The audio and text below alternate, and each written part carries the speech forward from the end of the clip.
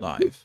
So, okay. Well, firstly, welcome back, everybody. I know it's been a few weeks since we got to play again. Sorry about that. I had what went from one appointment turned into two appointments, and then it was just there was no way that I had enough time to prepare, and so yeah. Anyway, we are 3 weeks separated from the end of our last session, and we have quite a few things to like wrap up and then take care of before the next chapter completely begins. You all did level up at the end of the last chapter, so we're going to go through and verify that everybody's up to date on those and good to go. And then, um, just various other narrative wrap ups as well as role play stuff and just cleaning things up. So the first thing I wanted to talk about, actually, let's do an admin thing first. I think before, right? We were having the session on Wednesdays at 11 a.m. specifically for Laura and daylight savings time. Laura, do you need that extra hour? If you do, is anybody not able to accommodate a 1 hour shift, like from the time now to an hour earlier? Is that going to be better or worse for anybody? So the old time? Essentially, go 11 to 3 instead of noon to 4. I'm fine with that. Sure. I have all the time, so. Laura? I was just gonna say, just for daylight saving, because it's a bit hard to stay up till like 1 a.m. Yeah, I know. That's what I was asking. If it's going to be easier for you and the rest of us can accommodate it, then I don't see why not. This is just something that we've been doing this for a year and a half now, right? Like, it's not anything. We've had to change the time this like 3-4 times. I mean, when we started the game, we were playing twice a week for 2 hours instead of once a week for 4 hours. So I'm not worried about the time, or worried about changing it as long as it works for everybody. So, so for Brian and Bernadette, we'd be shifting from 1 to 5. We'd be shifting that up from noon to 4, and then for myself and Mel, we'd be shifting it from noon to 4 to 11 to 3, and then for Laura, we'd be shifting it from God knows what time to do too darn late to an hour earlier than whatever that is. Normally, it starts from 8 p.m. and finishes at 12. Okay, so a.m. it'd be the same for you, just because you don't have daylight savings time. So, Brian sounds like Brian's good. Sounds like Mel's good. I'm good. Bernadette, any objections? No. Okay, perfect. So, well, obviously we're already here now, but next week we'll start an hour earlier, so we can help Laura accommodate that. So that's easy. Out of the way. Perfect. Thank you, guys. Thank you, everybody. Appreciate it. Okay. The next thing, let's see. I think so. Sessions have been going much smoother. I appreciate it. You guys have been locked in. I think we've all been like focused a lot more on what's going on. Things have been rolling more smoothly. There's been less, interruptions or just delays on things because we're not repeating things. So I appreciate that. Keep it up. Do your best. I know life happens, but lock in for those 3 to 4 hours that we're here and keep things going. That being said, I have made a couple of changes to combat to make things go a little bit faster. However, I still feel that it's still slowing down the overall play session. I've done everything that I think I can do to this point to speed it up. I mean, combat is just going to take a while. I know we're still learning our characters and things like that, but I was going to ask you all, what do you think? Is there anything that you can think of off the top of your head that could possibly speed things up or make things more efficient? So some changes that I've made, just to give you guys a heads up. One, I have been grouping enemy initiatives going in the last few sessions. So if you remember at the start, every enemy had their own initiative, and we were essentially bouncing back and forth from ally to enemy, enemy to ally, ally to enemy, just based on the initiative order. For the last chapter, I started grouping enemy types together. So essentially, all the cultists would have their own initiative. All the cult fanatics would have their own initiative. All of the Gricks and the Grells had their own initiative, right? So essentially we've been attacking in groups rather than, you know, individually. I think that helped a little bit because I was able to like move the enemies, and it's, you know, I could plan for a group attacking rather than each individual attacking.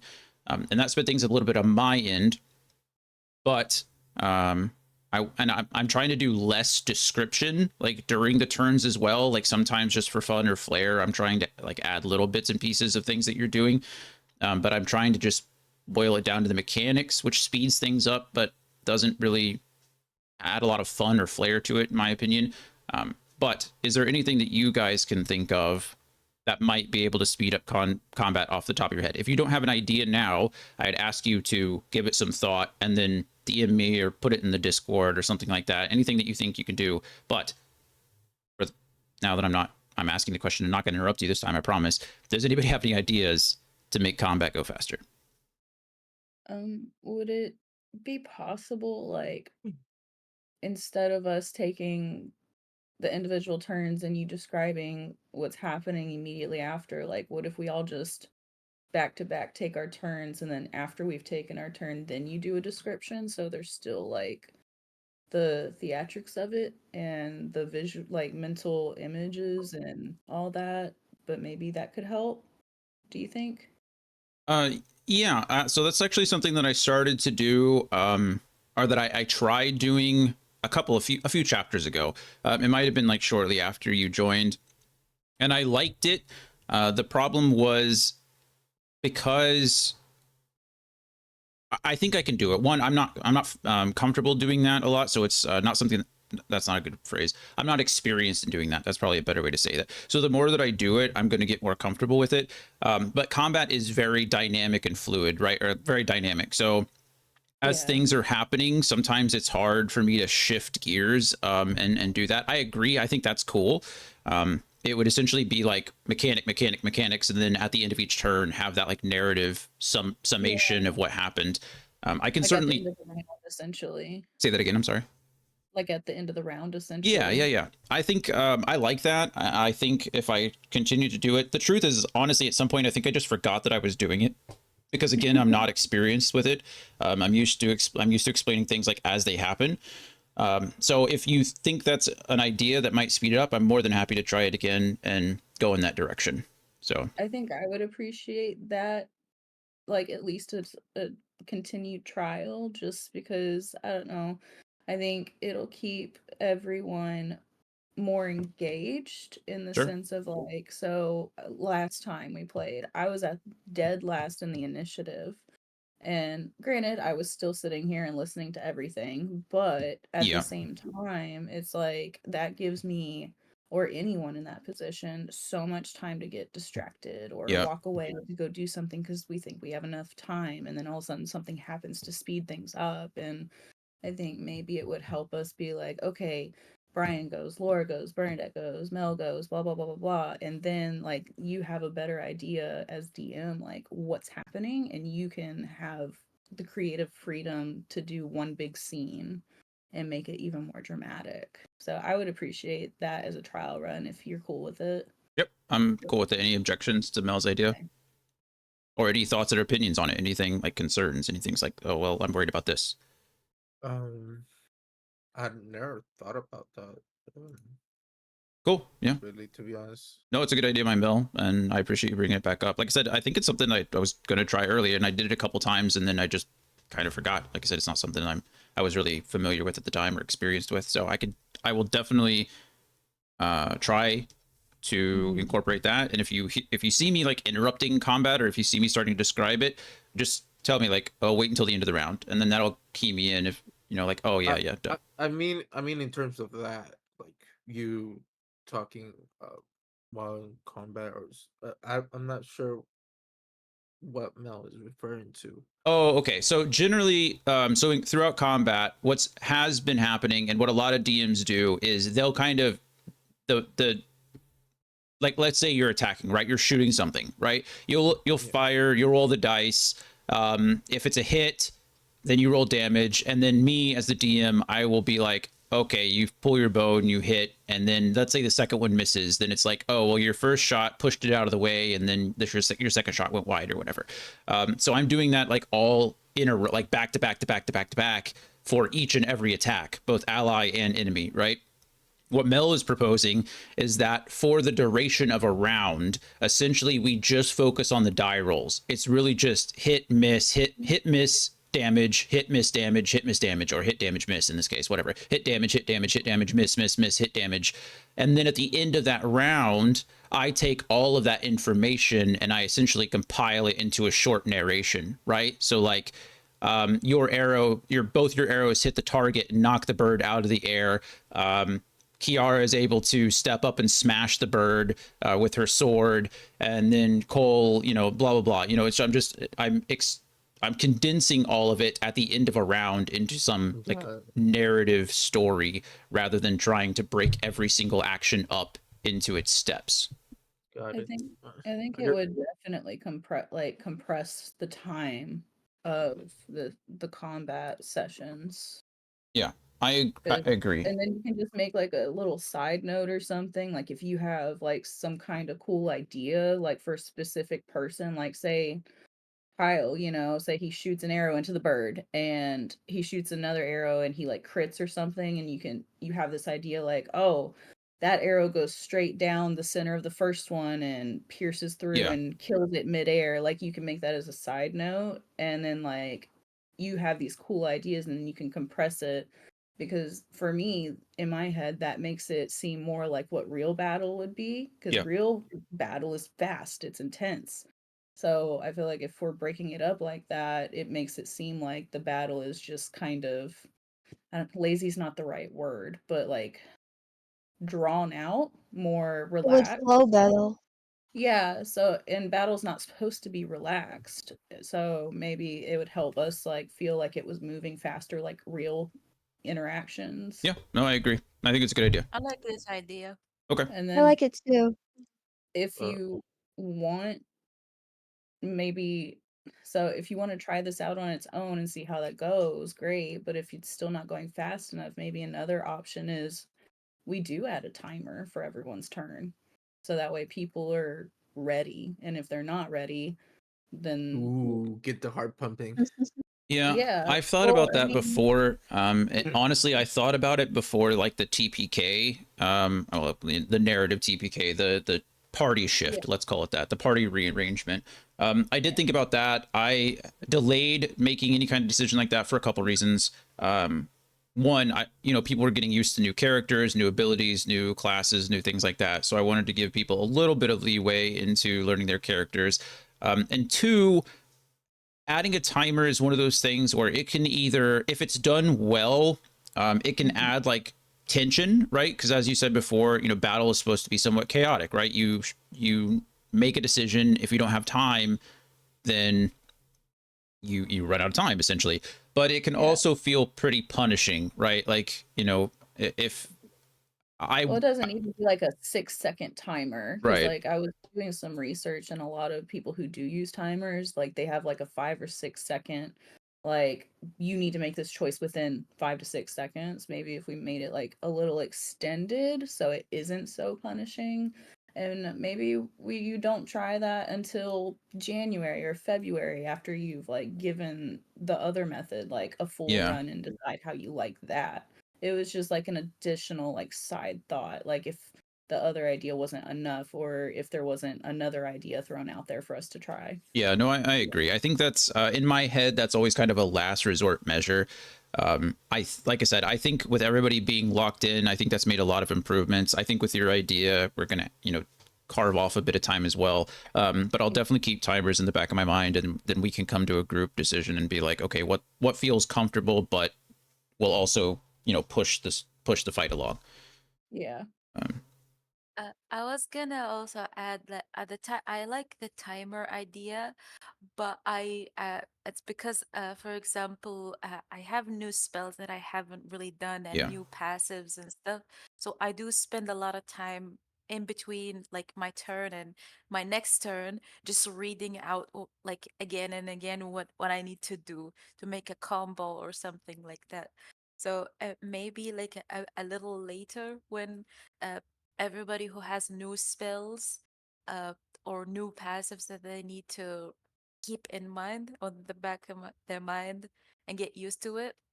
Uh, Maybe we could see if we could Yeah, add yeah, we're not going to timer. implement. I don't want to implement a timer right now. For a couple reasons. Firstly, because I want to see if our first idea is going to, partially solve the problem. There's no reason to tack on a bunch of stuff that's just going to make it more chaotic. I'd like to try Mel's idea, see if it's helping, and then if we need to change something up, we can. So, and the second thing is that some of the after I think from now on, you guys are going to be leveling up after every chapter, and so every I don't know 4 to 5 to 6 sessions, depending on how long it takes us, because we tend to be somewhat slow anyway. Not slow sounds bad. We tend to take our time. So a session that is estimated to take 4 sessions can take us anywhere from like 7 to 8, sometimes 9. So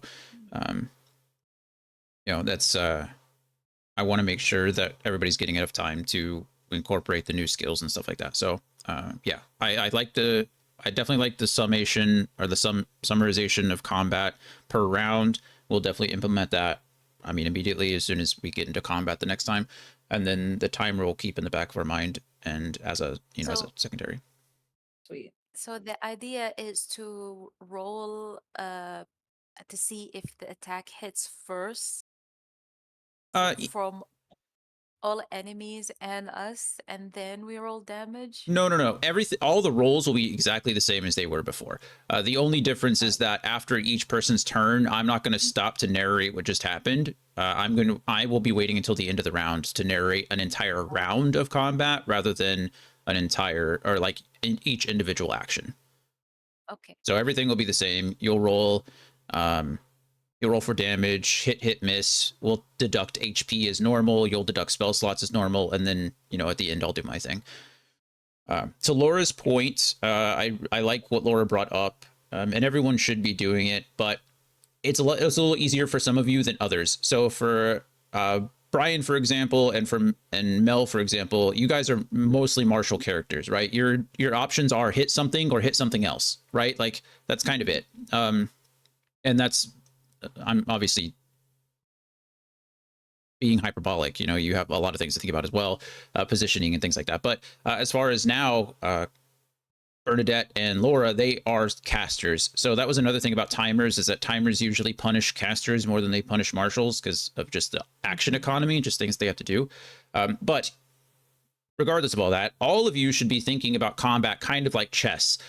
You should be thinking like 2 or 3 steps ahead, right? Like I'm going to attack this creature, but I'm going fourth in initiative order. So in the case that that creature is dead, then I'm going to attack this creature. And then, oh, I don't know what this creature does, so maybe I should be safe. And instead of like barreling in, maybe I should dodge this turn, or maybe I should try to stay behind cover or something like that, right? You should be thinking multiple steps ahead in case something changes, because you never know what your allies are going to do, and you certainly don't know what the enemies are going to do in most cases.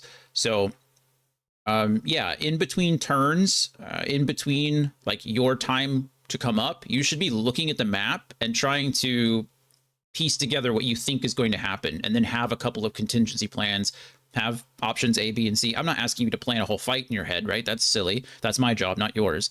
But I do want you thinking like a couple steps ahead, and like to Laura's point again, reading over some of your abilities. Like, oh, if I do this, how is this going to change the battlefield? How is this going to affect our players, right? Because for example, in the very first time our characters fought, if you recall, Kyle got grappled, and Kiara used her hammering horns to push the enemy away, and now Kyle is in the middle of the ocean, right? Like it's little things like that that are like You have no idea How the you amount gonna of call times. me out on my first combat I with my yeah, new So character? funny. I'm just saying it was hilarious. It was funny, right? It was funny. It was, And but and I didn't think about it ahead because yeah, I was just You like, you I all gotta do something.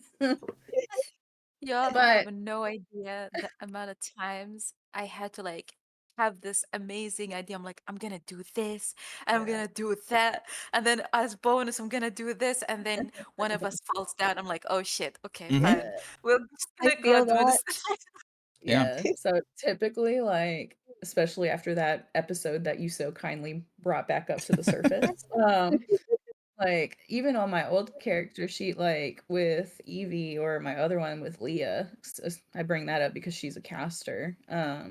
Like I would open up specific spells or specific like attack or action things on my character sheet and kind of be reading over them and have a plan, but also like, okay, what's happening here? So that way I can adjust. Like I'm Right. trying to do that, especially right now while I'm getting to know this character. So like I kind of have it pre-planned, a couple options open, and that way if I forget, I can just like look and it's like, okay, this was opened, this is what I'm going with. Exactly. Yeah. So Me too. This And I is think this it'll is what go I a lot do. better like if we're just going back to back with the mechanics. yeah. So I This think is what I do. I'm like, I'm gonna do this. I'm gonna combo it with that, but then just almost But then like the dragon a runs lot of away out the fucking mhm. escape hatch and all my plans go to shit. rest fees. That was so tragic, my dude. Yeah. All plans goes to shit when one of us falls, and I have to just like, you know what? I'm gonna use my action just to administer a health potion, you know, or do something else. Yeah. No. It's Yeah. fine. That's the dynamics of combat, right? And Yeah. that's what I'm talking about. Mhm. Have a main plan, know what your character wants to do, and then think ahead like 2 or 3 options. Like, oh well, I know that Cole's at low health right now, and he's kind of stuck in this situation. So if Cole doesn't get himself out of it, or Cole can't get himself out of it, what am I going to do to help him? And you have Hammer, like, and there, you guys have a lot of you guys have a lot of like crowd control at this point too, right?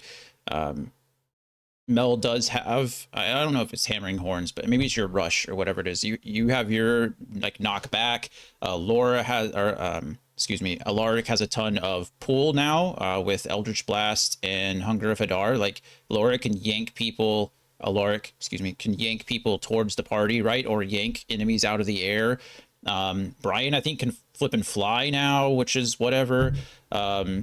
As well as you have Brian has, oh, what's your vine one? What's the one that comes out of your horns and can hold people? Brian, Kyle, Mm, what? what's your Horns. not What you're not your horns, horns? your vines, your vines. What's the You mean the spell Zephyr Strike? no? It's the one that wraps people up. It like binds them or Like the entangle? I don't have that spell anymore. I switched it out. oh well, okay, well, Brian's just a murder machine. It doesn't have You any said that's less through your example. yeah. And then You mean Bernadette. my flying thing? No, you had one that it was a like a bonus action spell where if you hit somebody, it was like entangling vines or something like that, or It um, was just called it Entangle. was just entangle. Yeah, things like that. You have ways to manipulate the battlefield. Bernadette has been using Cole and his what is it, hypnotizing gaze or whatever, hypnotic pattern Another pattern. to pretty good Yeah. effect, right? Targeting a group of people and taking quite a few of them out of the fight. To be fair, without hypnotic pattern in the last fight, I think Kyle probably would have died. And there was a couple situations like that. So I think you guys are doing well. You guys are learning how to use the characters. I think we're on the right path, and we'll implement some things going forward to make combat go faster. Also, Yes, Laura. sorry to cut you off. I forgot to tell you the spell that I chose. Well, I we're about to do that picked in a second. oh, okay I then. appreciate you. No Yeah. problem. Um, so speaking of contact and people, combat, and things going down, we are going to keep Amir in the party. So Tasha's Cauldron of Everything has a rule about sidekicks, essentially. So we are going to turn Ahmed into a sidekick. He will level up along with you. I'm actually leveling Ahmed down to level 8. Technically, Ahmed at CR3 would be considered a level 9 creature. his hit dice are set up for level 9, but we will be bringing him down to 8 to match you guys. But here's what's going to happen. Laura, since you're the one that hired Ahmed in the first place, you're going to primarily control Ahmed. I'm doing that for a couple reasons. One, narratively, it makes sense because you're the one that paid him. Mechanically, it makes sense because you're more used to controlling 2 characters at once when you have when you had The mentor. no, yeah. Well, one, you have Dementor now, but 2, I'm sorry, you're Owl. Yeah. Stole it. Stolas, thank you Stolas. so much. Stolas. So you'll control Ahmed primarily. However, if your character goes down in combat, I don't want. So, for example, last combat, Kyle was down for like, I don't know, half of it at least. Kyle was like up and down, up and down, up and down. And because I roll the death saves, it's almost like you have nothing to do. You're just down and waiting for people. So, in the case where your character is unconscious, you will control Ahmed temporarily. So, Ahmed now has a character sheet in Roll20. All of you can see it, all of you can access it, and all of you can edit it. So we will be building Ahmed here in a second. It won't take long because sidekicks don't have like a ton of abilities or passives or things like that. It's pretty straightforward, pretty simple. But there are a couple of decisions that you'll need to make as a group in order to create this character of Ahmed. So we'll be doing that as well. Yes, I Laura. have a question. Mhm. So in terms of controlling Ahmed, should I be like asking the party out of character what I like do I want to do with him, for example? Because sometimes um how do I say this? Uh, some of us want him to attack, some of us want him to be like in defense. So do I take like do I need to take like votes on where he needs to be, or just That is a do very whatever I that want? is a very fair point. So I guess we can. I don't. My concern is I don't want to control Ahmed. I don't want anything to do with Ahmed, or at least as little as possible.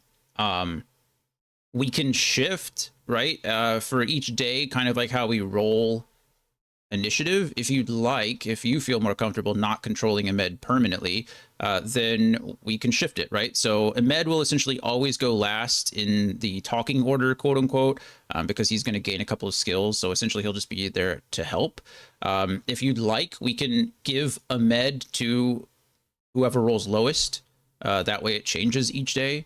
Um, but it's really up to the party. If here's my thing, if we as a group, or I in this case, I decided to give you a med because again narratively it made sense and mechanically you have a little more experience with it. If I were to give you a med and that's the decision, then you would essentially have control over a med during combat. You would control them just like you would any other summon, right? No one's telling you what to do with your Dementor. No one's going to tell you what to do with a med. Yeah. To that I point, just okay. I was gonna say I don't mind controlling him fully. I actually enjoy them, but I also want people, especially in combat, not really in role play, in combat, to have like a saying where he wants to be positioned. Because like I'm not really sure if like his play style. Do people want him to be like my teammates? Do Yeah. they want him to be defensive? Do they want him to be more aggressive? Like he always just hit. He never almost never blocks anything or dodge anything. Yeah. Well, Can I cut I think in? I think that's a very good point. 1 second. Yes, you can. I'll let you go. Not cut in. We are going to make some of those decisions when we start building a med. There are rules when it comes to sidekicks where you can choose again for him to be more offensive or more defensive, that kind of thing. So we'll be doing that in a moment, and we can talk kind of about his personality and what kind of role we want him to play. So that we'll figure that out now so that we're not figuring it out all the time later or each time later. That being said, again, we just talked about combat being dynamic and you have to think ahead. Um, so Ahmed's actions may change in combat, but you can always default back to whatever we decide to do today. Okay. But Mel, go ahead. I was just gonna say, I think whenever we're in combat, I don't personally think that everyone taking a vote on what Ahmed Oh no. does is conducive to us cutting down combat time Yeah, I agree. because let's be honest, we take an age and a fucking half to vote. Yep. And I love you all. It's just sometimes certain people don't are feeling indecisive that day or are just in different period, and it really can cause things to drag ass No, to put it I agree. bluntly. That was never in question. Whoever has control of a med is going to control a med. We're not going to be voting in combat Yeah. or anything like that. The one thing that I didn't keep in mind in regards to, you know, in this case, Laura always having control of a med was the fact I forgot about her Dementor. So I don't, with that in mind, I don't actually like the idea of Laura controlling like essentially 3 characters in one turn. I think that will extend Laura's turn by a lot and slow everything else down. So here's my proposed idea for a med. We're going to build a med together right now in just a couple of minutes.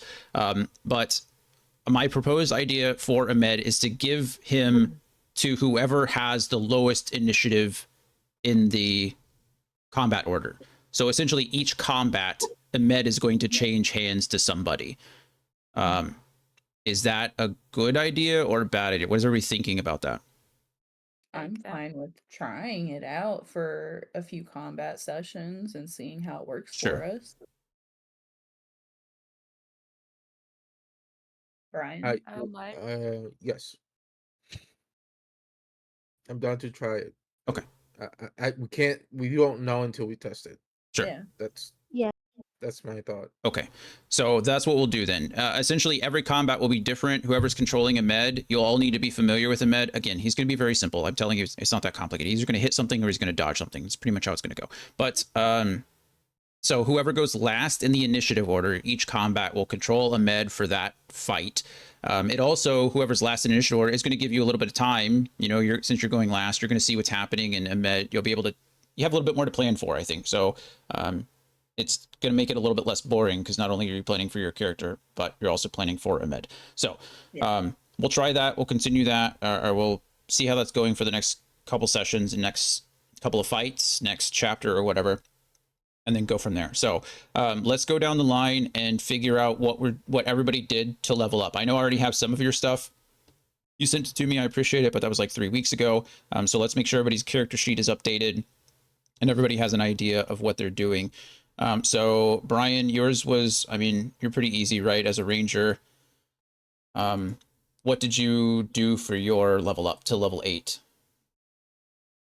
I did. I increased my ASI on dexterity to 20. Okay, so plus 220, perfect. Yeah, and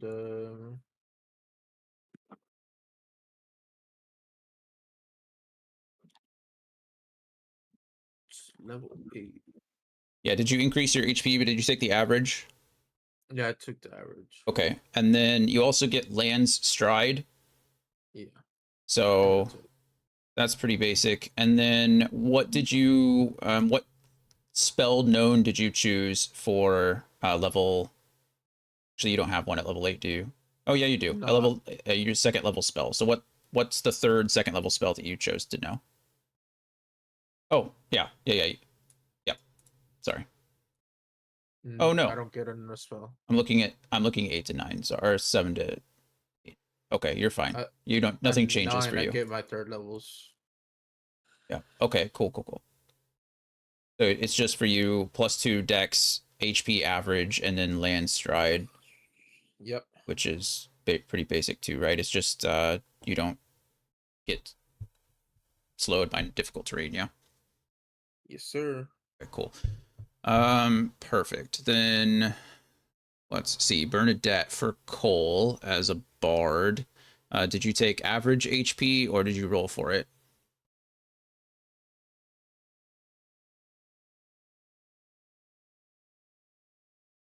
I was so busy trying to figure out the feats I didn't even think of that. Okay. Well, so take a couple minutes. We'll go down to Mel and to Laura and clean up theirs. So for 8th level for you, you have to you get HP, so it's up to you whether you take average or you roll for it.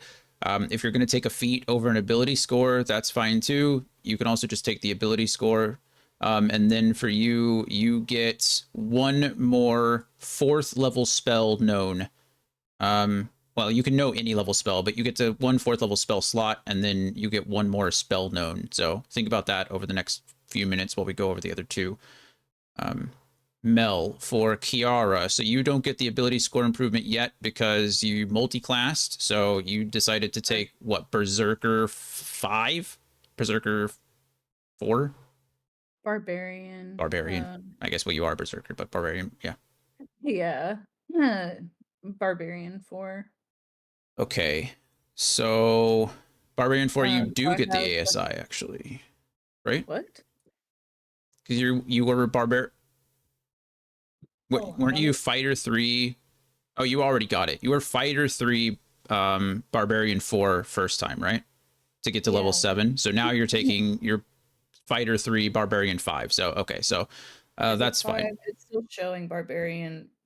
It says Barbarian 4 on the app. That's why I was a bit confused.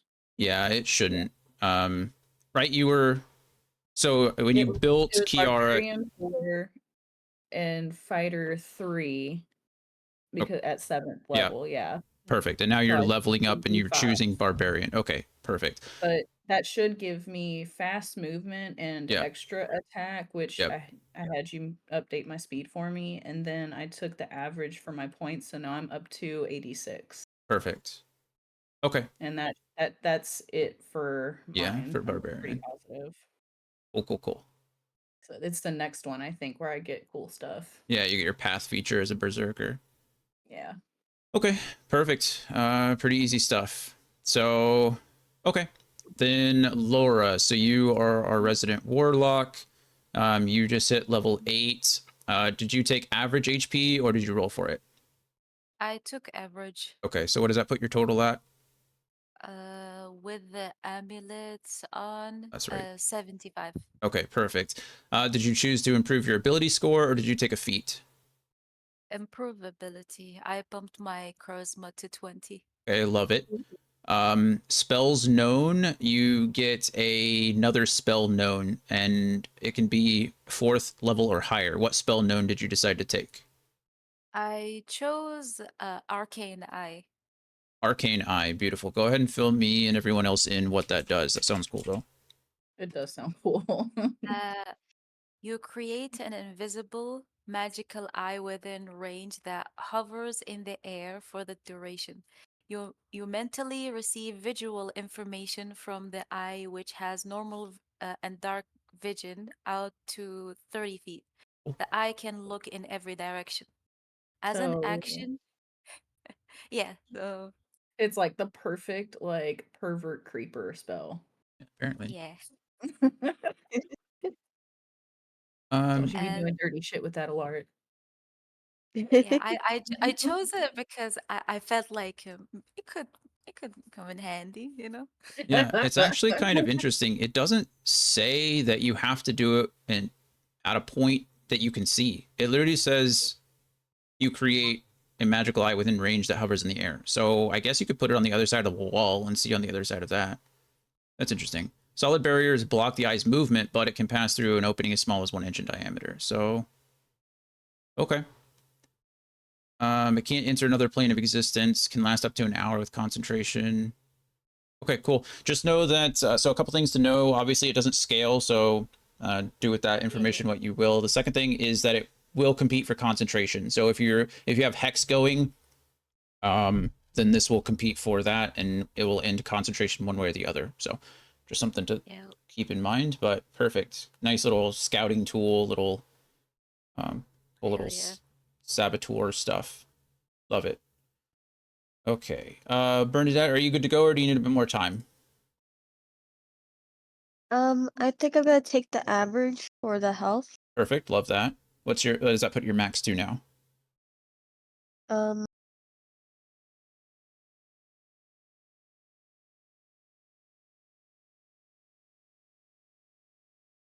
mm, how much is the average? Sorry. You're fine. Your average is going to be 5, but you add your Constitution modifier to it. So what is your con mod?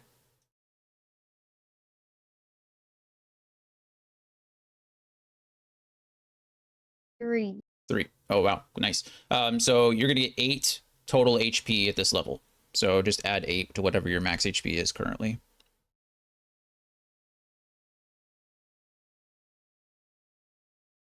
That's literally her hit die.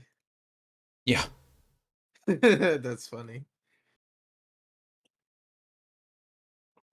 that's a pretty good. 6, 61, 67. 67. Okay, perfect. Okay, and are you going to take the feat or are you going to do the ability score improvement? Like, I tried like looking it up, and I was like getting very confused, and I'm not sure because like I'm in combat, but I also had to focus on my spells. I also want to do damage, so I might just doing a like I don't know. It's like Yeah, I thought like Piercer or Resilient or Warcaster or Fate Touch. I don't know which one.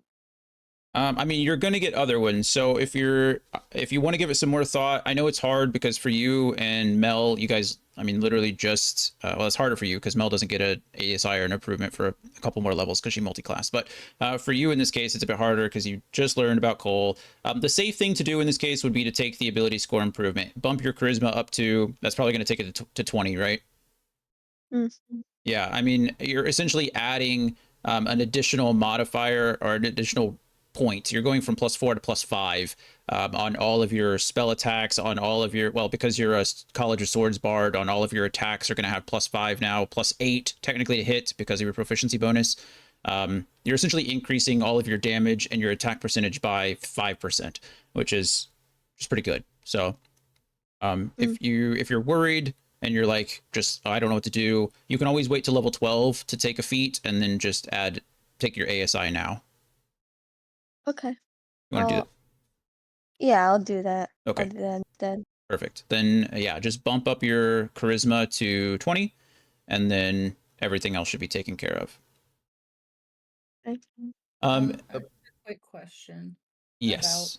health stuff. Sure. Since I'm multi-classed, so I only do the average for the barbarian since that's what I was increasing, right? I don't worry about the fighter health hit points. Exactly. Yeah. So I mean, you would have gotten the 3 levels of barbarian or of fighter early, but now you're really just focused on whatever level you're increasing. So yeah, Okay, you gain an additional barbarian hit die, which I think is 10 for you, and then you also gain additional HP based on the barbarian level. Yeah, and the average roll for barbarians is 7. My constitution is 3, so +10. Yes, ma'am. All right, so I did it right. Okay, that's what I was worried about. Yep. This is my first time. Yeah. No doing worries. I this. understand. Multiclassing is a little bit weird when you're not used to it. I barely multi-class. I don't like it myself because there's just so many different little things. I'm still playing with it because like some of the fighter stuff is, I built Yeah. the character around having certain features from it, but I mean at some point, Yeah. if I decide I don't like it, am I able to say screw fighter and just go full on barbarian? Yeah, I mean Like, you'd that's lose not the what, second plan, but wind, you'd lose a fighting style, I think. I mean, yeah. we can talk about it when you get to that point. You know, if you're not enjoying it and you're just like, I'm never using these things anyway, then we can discuss it and see what the best course of action is. Okay. As I long said as I'm not planning on that. I'm not yeah, dissatisfied with anything. I'm just no, I curious get like it. how that works. At this point it's 3 levels, so in my head I'm like, who cares, right? It's 3 levels. If you're going to continue and like I want to go fighter 10 barbarian 10, then it's like, okay, well maybe not do that. But Right. yeah, if you just find yourself using all the barbarian features so much more than you're using the fighting one or the fighter ones, and you just want to continue on that route, then I would say within the next couple of levels, probably like level 10, make a decision, because after level 10 is when a lot of things start changing for you guys. So All right, thank you. Brian, did you have something or were you just Huh? I thought you and Mel were saying something at the same time, so I was just making sure I didn't Mm. cut you off either. No, I kind of squealed Oh. because D&D got a new class. Yeah, it did. The Did Really? yeah, there's a couple of What? classes that they added, but the newest one is Oh, like the Elicitor or something like that. The Eliger. I don't know how to pronounce that. Um, I don't remember either. Mm, I think it's already in Roll20. It's Knight, Assassin, Mage, and Terror Commander of Hell. Eliger commands the battlefield, disrupt any enemy factions. What? that And sounds interesting. carry out their Archdevil's infernal will. Ill Rigor, I think is what it's called. Ill Rigor, right? Illrigger, Yeah. I guess. Yep.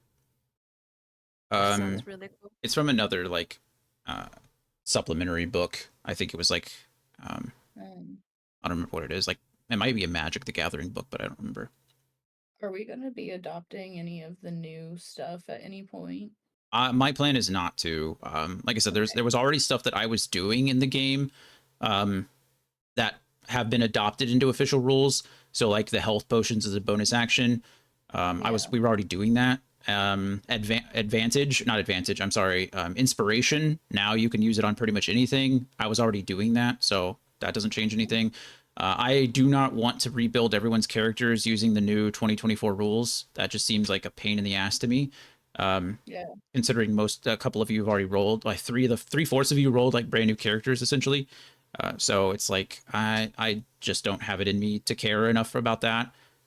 Fair enough. I'd like to sit down with the new rules one day. You know, as a DM, that's what we do, right? The improvements and the changes and stuff are exciting, but doing it in the middle of a game when we've been playing on the same rule set for like 2 years is just It's not it feasible. just doesn't seem practical. Yeah, I mean it's feasible. We could do it if you all want to. I will suck it up and move on with my life, but Well, I Nah, I'm really good. want to change mid thing anyways. I just think it would be cool if like maybe there's a week where we can't necessarily play because you're prepping. Like these last couple weeks, maybe we could just play around and make a random like NPC character using the new rules we can take a just look so at it. And yeah, we can all be a little yeah. familiar.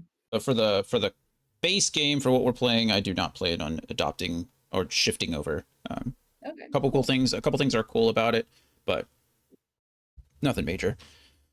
Okay, back to Bernadette. Bernadette, you had I think she said be right back. I'm not sure if she's back. Oh, See? I came back. oh, Sorry. okay. No, you're fine.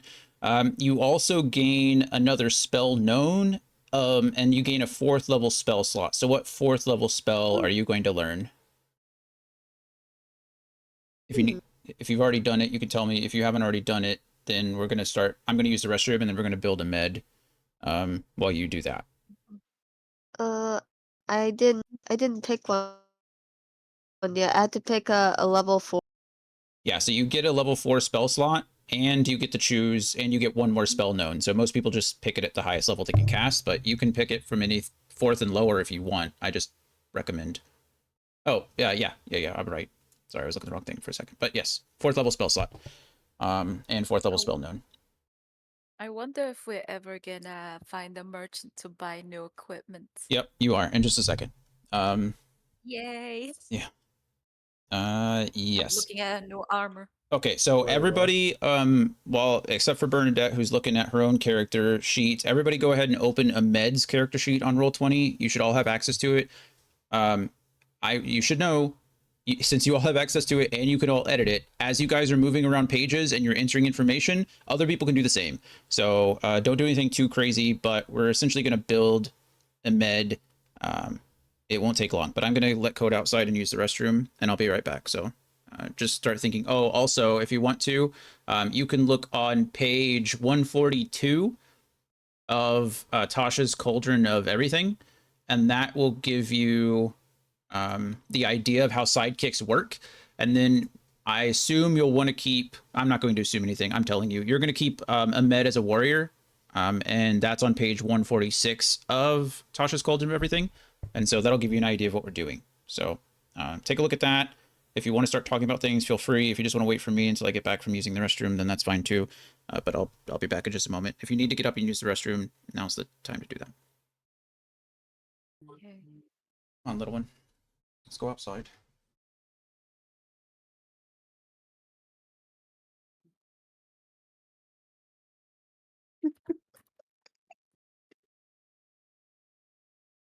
What you giggling about? Sidekick.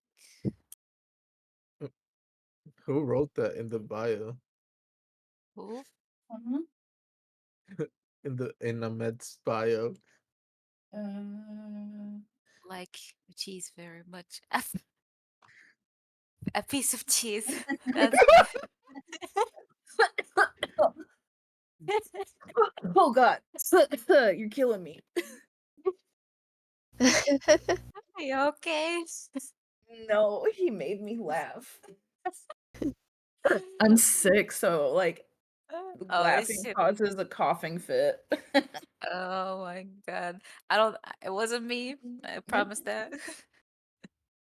Oh my God. I wonder if he has a specific kind of cheese that is his favorite. Blue cheese. Ew, gross. No. I vote pepper jack. Yeah, probably. I don't know, maybe cheddar or. Ooh, some sharp cheddar. uh Aged cheddar. I like aged cheddar because it's, well, I like aged cheese, period, because it's the only kind that doesn't hurt my tummy. Yeah. Lactose intolerance issues. Let's see. We should I'm still. put dairy cows under his allies since they make cheese. Hell yes. Let's do. I'm totally doing it. Do it. Fuck it. Let's see what kind of story Jonathan comes with. I know, right?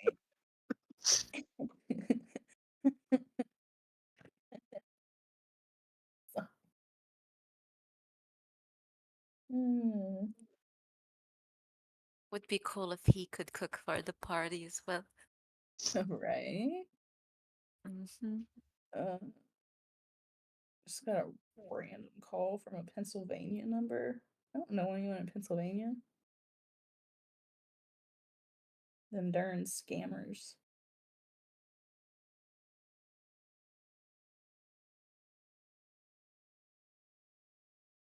Ready, I am back. Welcome back. Welcome. Anybody else missing? Did you guys know that it's Manatee Awareness Month? Now. I mean, you should be aware of the manatees. They True. are quite cute. Sea, They're the cows of the ocean. sea cows. Yeah. Yeah. Ahmed would like them. True. Med has good taste. Okay, Oh, I so thought I could use a smite, but I can't. smite. Yeah, it said staggering smite, and I was like, ooh, and then I looked at the subclasses. I can't use it. Oh yeah.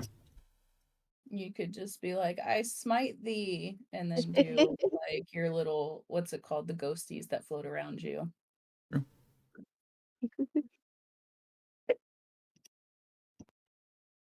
Okay, so let's see. Everyone has Ahmed's character sheet open. Who needs it open? Yep. Perfect. We're going to do this all together, I hope. So people can see that. Okay, so basic stuff.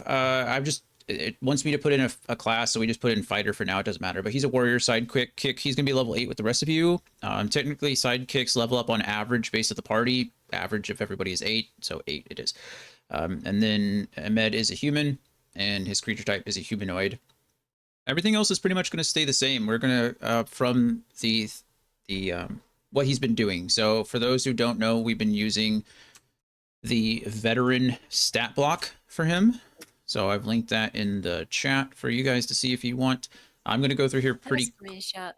Could Yeah, quickly send it. say that again. Oh, I've already put it in the. I clicked it Oh, if anybody wants it. So, we're gonna go down. I'm gonna fill in the stuff that matters, or that doesn't matter, I guess, or that will stay the same, and then we'll make decisions based on what you guys need to make decisions about. So his armor class is going to stay at 17 with his splint armor. His initiative is going to be plus. Can I change? Oh, because I don't add that. Speed is going to be 30, which is fine. Personality traits, I don't care right now. You guys can figure that out. We can talk about Ahmed as we go. Kind of add some things. As far as He's his, cheesy. you said it's a cheesy. self-proclaimed chef. Oh yeah, maybe. We'll go ahead and use, I think there is a veteran background or a soldier background technically that we can use and pick. Actually, you know what? Let's just do that for fun, right? It should be pretty easy. I say for fun, but really it's not that big of a deal. Background will be soldier, and then there it is, soldier. And we'll just roll for these, right? So his specialty, what was he? He was a scout, actually, funnily enough. Actually, he could be a chef if you want him to be. You want him to be the support cook? Yeah. Yes, please. All right, perfect. So he'll be the... Goodness, people are clicking things. Click, click, My click. bad. It's fine. I forgot it's shareable. Yep. So background will be soldier, and then we'll say cook. Cook. Perfect. And then he's going to be pretty neutral because you guys can all control him as you want. Just fine. Suggested characteristics, personality traits, he gets 2. So his first is I'm full of inspiring and cautionary tales from my military experience, relevant to almost any combat situation. So he's a pretty experienced guy. And the second one is going to be I just rolled 2 4s in a row. Okay, so let's not that one. I have a crude sense of humor. That's right up all of your alleys. He fits right in with the party. Hell yeah. His ideal is responsibility. I do what I must. So he is actually apparently pretty lawful. So we'll change that, I guess. He has his own rules. I know we've mentioned it before. He's I do what I must and obey just authority. He said he doesn't want to fight women and children, right? That was one of the things that when you hired him. He's a mercenary with standards. Yeah. I don't that bond I don't like. Let's see. We have already changed some of the things, so let's see what we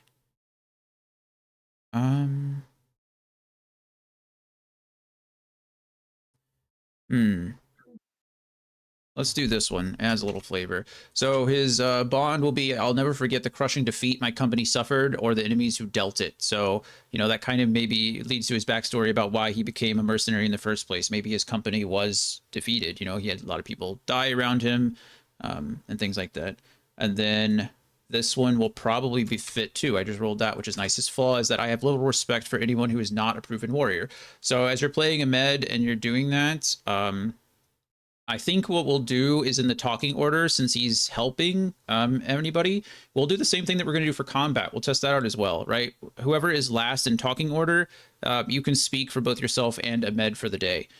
That one will be a daily thing rather than a per combat thing, but I think it'll just make sense. So if you're ever curious, like, oh, what would Ahmed do? Well, go look at his characteristics, right? Go figure out what Ahmed would do. And that'll get you taken care of. And then what do we got? Hit points. So he is going to have, let's see, I think it's going to be a D8 for him. Actually, it says I thought fighter was a 10. Yeah, his hit points is a D10. So that's what we'll do. We'll keep his ability scores for right now. So strength is a 16. Strength is a 16. Dex is a 13. On is a 14. Int is a 10. Wisdom is a 11. And his charisma is a 10. So those are his base stats that we'll go off of.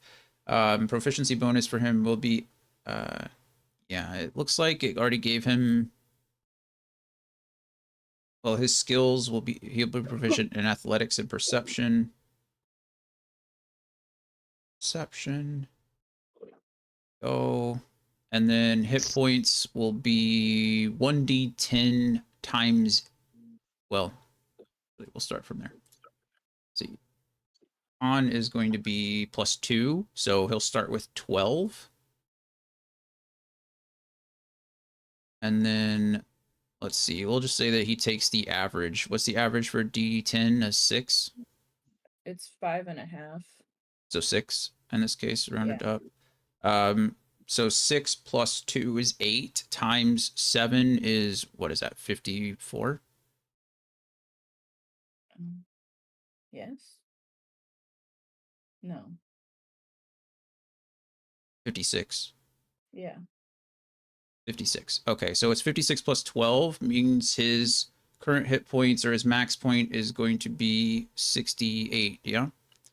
Yeah. Current hit points will be 68 too. Temporary hit points are none, but he has 8d10. So, oh, well, 8. Perfect. Okay, so there you go. That's his current hit points, hit die. That's all that taken care of. We'll give him the same equipment that he had before. So he will have his long sword. He'll have his short sword. He'll have his crossbow, heavy crossbow.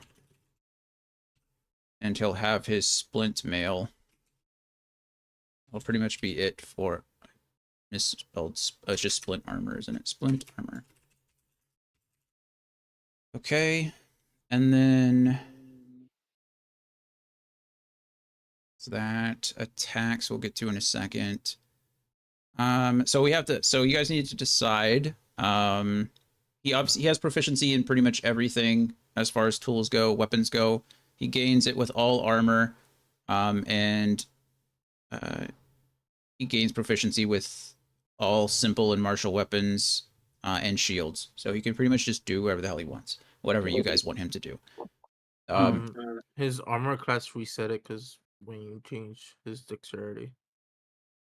Thank you.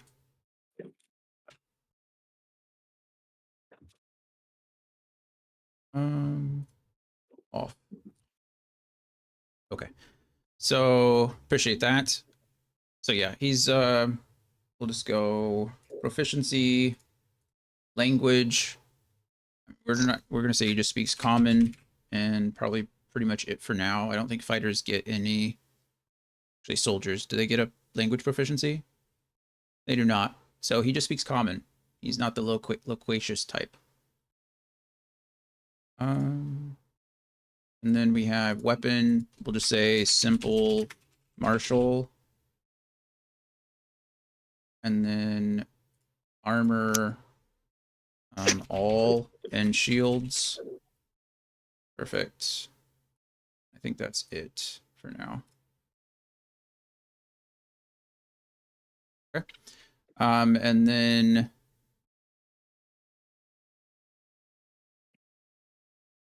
you get Does to. his ASI change at all? So no, technically he's the veteran skills are already graded for level 8. So you can see he's gained an ASI a couple times. So his pluses and minuses should be pretty accurate. But Gotcha. he will the next go around. So I think level 12, right? They get another ASI. Okay. Yeah. So you can decide what to do then. But right now he should be okay. He's a little low, I guess, in a couple things. We can give him 1 ASI just for funsies to make him a little bit more proficient. But we'll do that in just one moment. Let's see, martial roll. Okay, here you go. This is where you guys have to decide. Is he going to be more of an attacker, in which case he gets a +2 to all bonus attack rolls, or is he going to be more of the defender?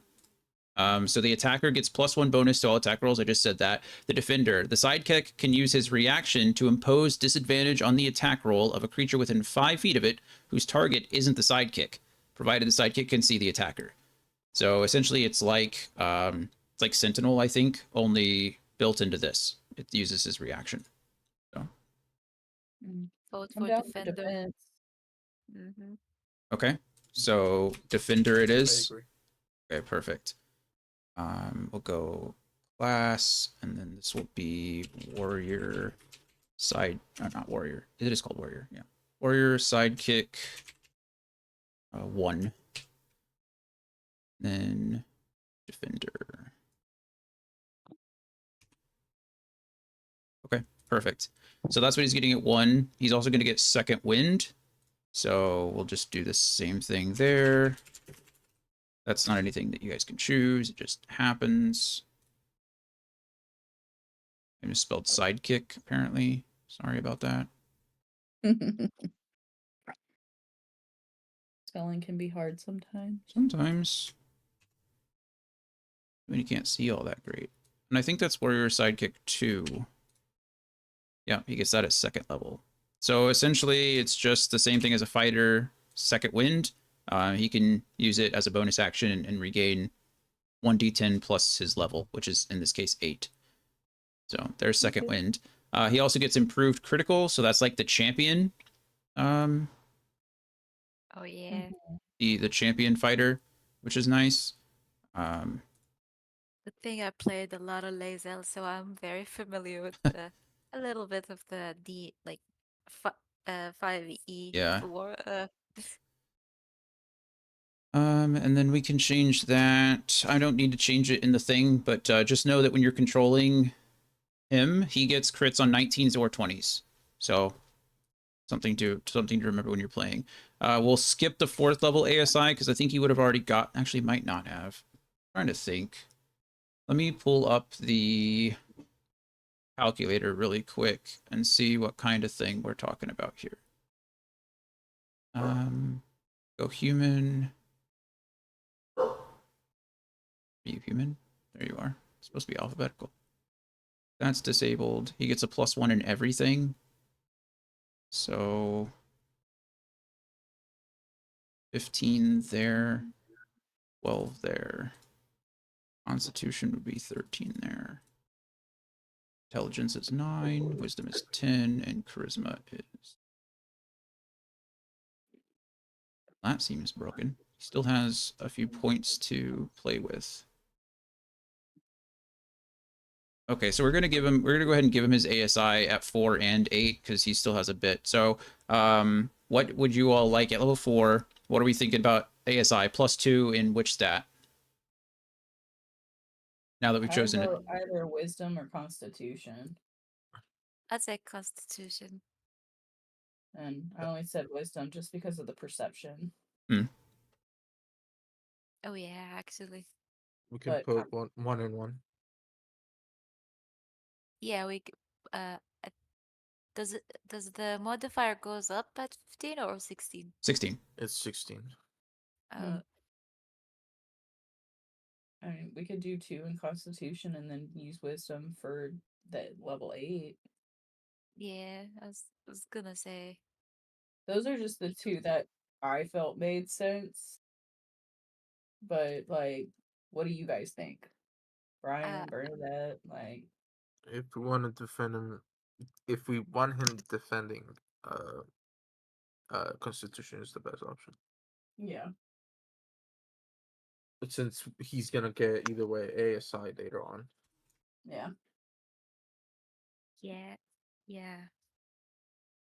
Okay. 2 on So at level Constitution. 4, we just do bump up his constitution to 3. Okay. Okay, so then 3 times 8 is... Oh, actually, it's 1 times 8. So he's going to gain an additional 8 hit points. So that puts him at 76 HP for bumping up Yes. constitution by 1. Or by 2. Well, his mod goes up by 1. Okay, perfect. And then he gets extra attack, which is what he was already getting. So that's perfectly fine. Extra attack at 6th level. And that's the same thing. That's his class. Warrior sidekick 6. And then pretty self-explanatory there. He gets attacks both. The last little thing doesn't really matter to you. It says if the sidekick has the multi-attack action, it can use extra attack or multi-attack. It can't do both. In this case, it doesn't really matter. It equates to the same thing, but technically what you're supposed to do is you're supposed to start with a a creature in the monster manual that has a challenge rating of half or lower, and then level them up from there. We're starting with the veteran because it's effectively the same. It's going to turn out to the same thing, so it'll be fine. Cool. And then let's see, that was extra attack. Battle readiness. He has advantage on initiative rolls, so something to consider for whoever's controlling them there. Pretty cool. I think that's another champion. Is that written somewhere? That's what I'm writing it now, if that's what you mean. Okay, perfect. Everything I'm saying is being inserted into his character sheet. You can't see it. It might just have to be refreshed, but I'm just gonna have to pull up your stream. oh, right, you have the app right yeah, now. that's right. All right, let me pull up the stream so I can see. Perfect. We're almost done. And then we have one more ASI here at level 8. So, do you guys want to bump it up to is con up to 18, or are you thinking to put it in something else? What do you guys- I'm due to do the wisdom. Feel like for the you say insight or perception? What was it? It was the perception was what I was thinking, but like I said, I'm totally open to other stuff. So if we bump wisdom up to 12 or 13, the modifier goes up. If you bump it up to 12, it will go up by 1, but then you have 1 point just hanging. So Well, that 1 point could go into dexterity. it I would was gonna say maybe one on wisdom, one on dexterity. And wouldn't Yep. that bring up dexterity to a 2 for its modifier? Mhm. So Yeah, you guys want to I'm go that I'm route? good with that. Yeah. Okay. I'm You just got trying it, to reduce Chief. the modifiers. Perfect. Okay, not a problem. So wisdom is now up to 12, dexterity is up to 14, con is 16, and that dex and wisdom don't change anything. We will go ahead and add a class resource as second wind here, and he only has one of those and one of those, but he can use it on a short or long rest. So perfect. There's that. We need to add an additional modifier. Let's see if I can remember how to find it. Oh, no, actually, we chose Defender, so we don't need to add the attack modifier, so that's perfectly fine.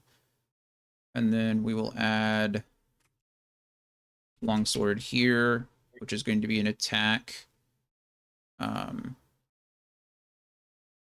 Should be, I think longswords are versatile. So, strength plus, actually 1d8 here, plus strength. Damage 2 would be 1d10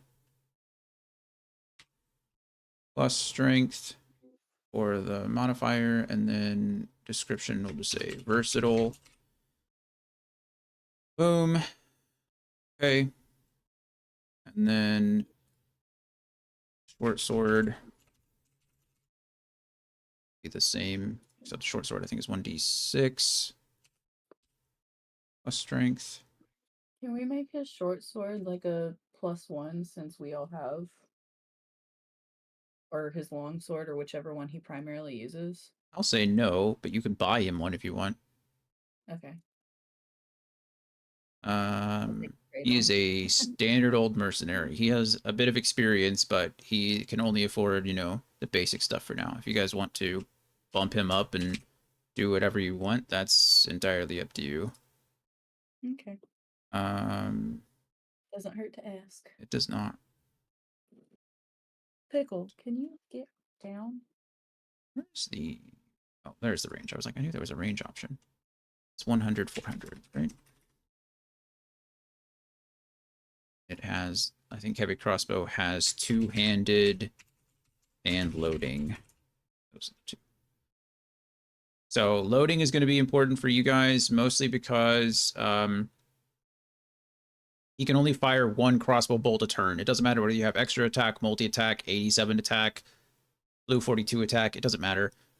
Because the heavy crossbow has the loading feature, they can only be fired once per turn. So just remember that. There are ways around it, like the crossbow feat, but if you put crossbow feat on a med, I'm taking him away from you.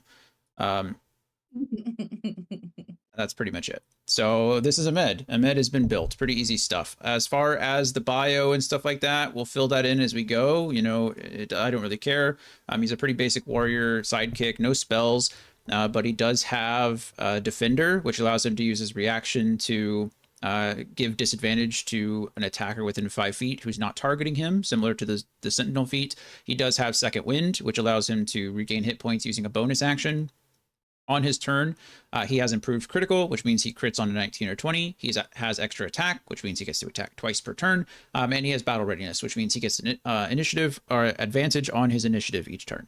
So that is what we'll do going forward. He only speaks Common, so he's not really there for that. But he's a proficient in every weapon in the world and all the armors. So essentially, yeah, whatever you want to do to bump him up, if you want to give him equipment, if you want to buy things for him. As far as paying him, I don't know. I haven't decided that far yet. So right now we're going to say story-wise or whatever. We'll get into it a bit, but essentially over the last 2 weeks, well, I have a story. I don't think... I think I have a way that he's going to be paid, and he's essentially just going to be more or less loyal to you, so it's not going to come out of your pockets at all. Are there any questions? Well, what was that, Kyle? Well, I was gonna pay him. I mean, you guys can tip him if you want. I don't care. Tip your waiters, right? But I'm saying I wasn't gonna pay him at all. Oh, you weren't gonna pay him. Yeah. Oh, yeah, that's fine.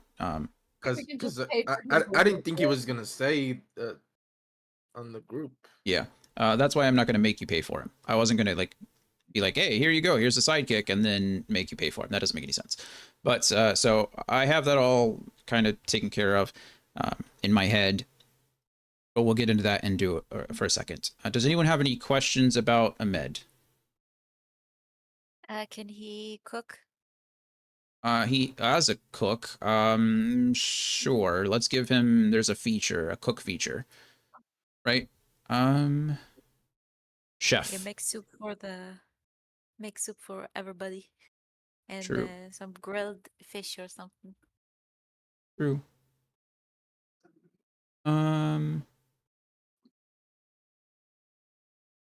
Bio. Somebody put dairy cows because he likes. Apparently, he's Yeah, you type this. He's an ally with all dairy cows.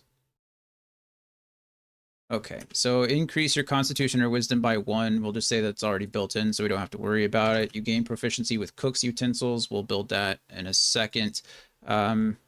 As part of a short rest or long rest, you cook special food, provided you have ingredients and cook's utensils on hand. You can prepare enough of this food for a number of creatures equal to 4 plus your proficiency bonus, so up to 7 people in this case. At the end of the short rest, any creature who eats the food and spends 1 or more hit die to regain hit points regains an additional 1d6. So essentially for you guys, short rests are going to become your primary means of healing. Reason being is because you guys don't have a dedicated healer.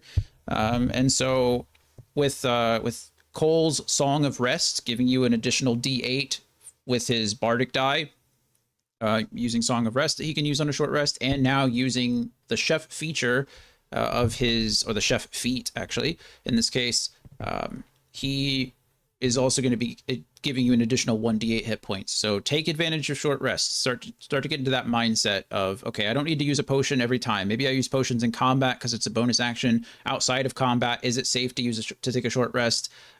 Is it not safe? What can we do to make it safe, right? As well as now Alaric is, as a warlock, regains spell slots on a short rest. So, Yeah.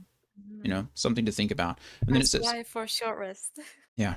With 1 hour of work, or when you finish a long rest, you can cook a number of treats equal to your proficiency bonus, which is 3 for him. Each special treat lasts 8 hours after being made. A creature could use a bonus action to eat one of those treats to gain temporary hit points equal to your proficiency bonus. So it's essentially like a free little heal kind of thing. It's only 3 hit points, but 3 hit points, it's free, firstly, and secondly, 3 hit points is not dead. So there you go.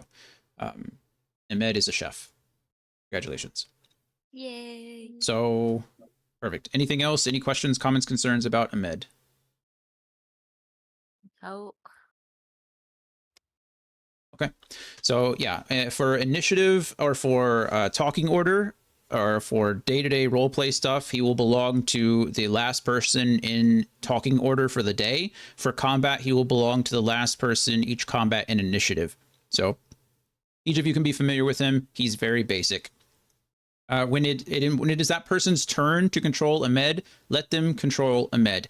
If you want to give him hey, don't forget about his second wind, or don't forget about his defender, that's fine. That's reasonable. We should all be doing that to help each other out. But if it's your time to control Ahmed, do what you need to do with him. Everybody else, shut up and color, right? Pretend it's not your character for that combat.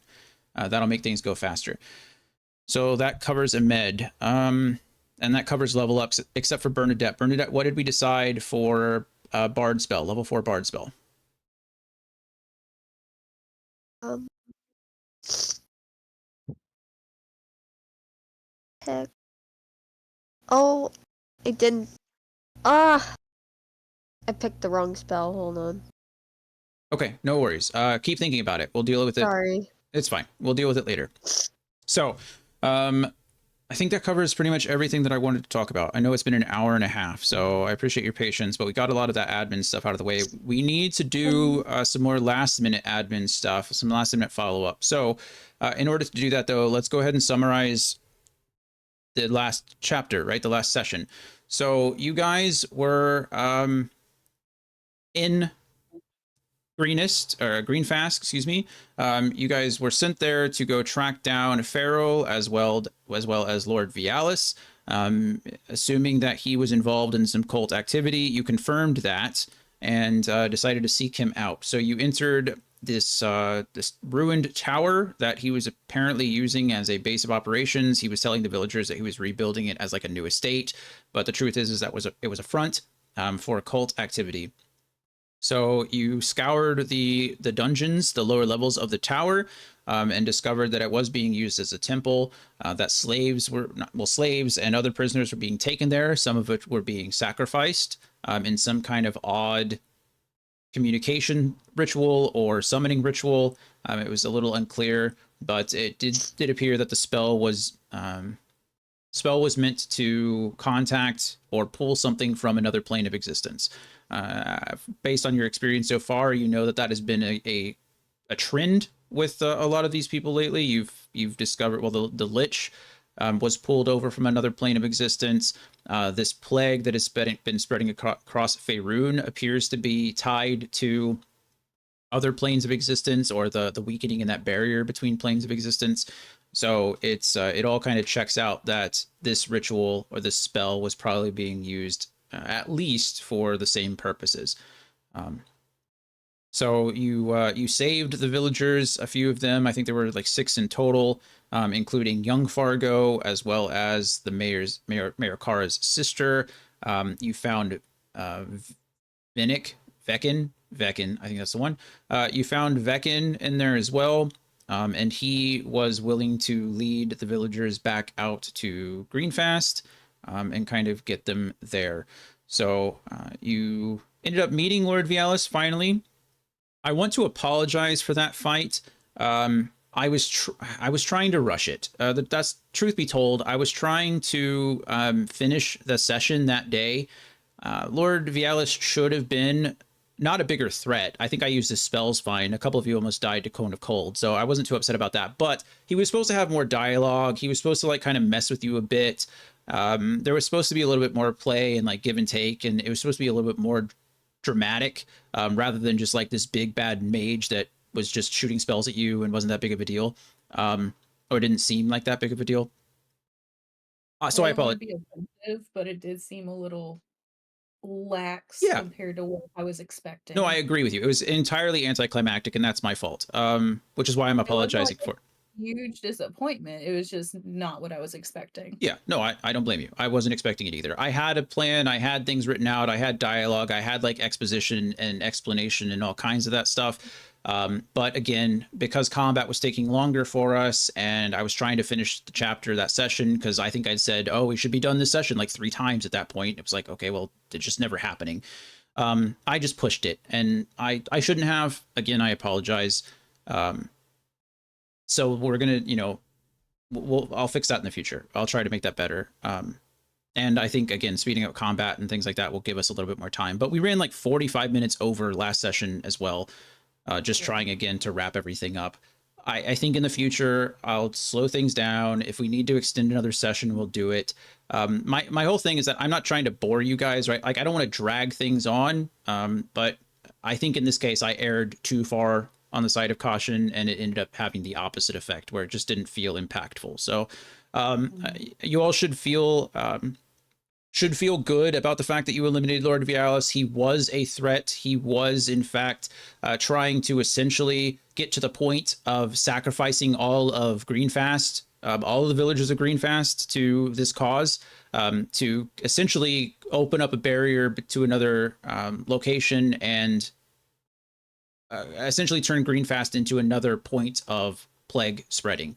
The entire village was going to be overrun with the plague. So, with that in mind, you all are going to get back to you've gotten back to Waterdeep after traveling back. You have turned the ashes of of Vialis's, Lord Vialis's family, the Yellowcrest family, over to Vecin, who did end up seeing.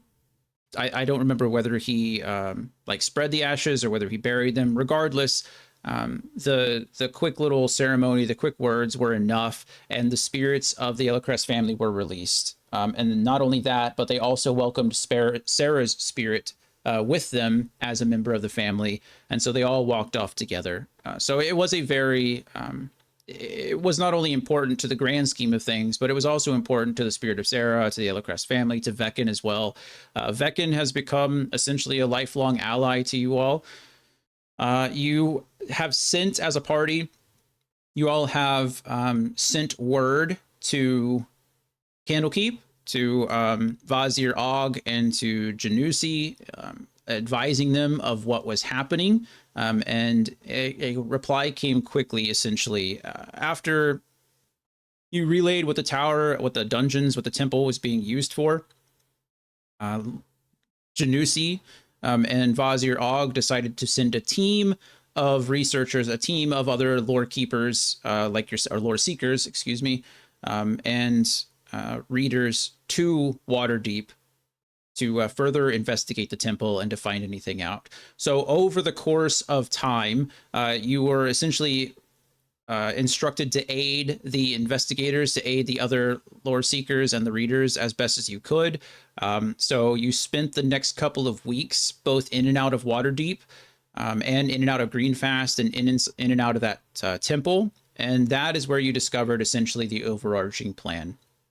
That Lord Vialis was or had been corrupted or had been in contact with the Lich in the past, and that he was slowly building a bigger and bigger following of these corrupted individuals. Essentially, he was assisting with the spread of the plague. It started out as him calling or pulling pieces of the plague over into this plane of existence and infecting his cultists, infecting the members of the cult, and then sending them to other places to, again, spread the infection. These people essentially saw it as an honor, saw it as their duty to Lord Vialis, as well as the Plagued One is what they were calling the Lich, the Plagued One.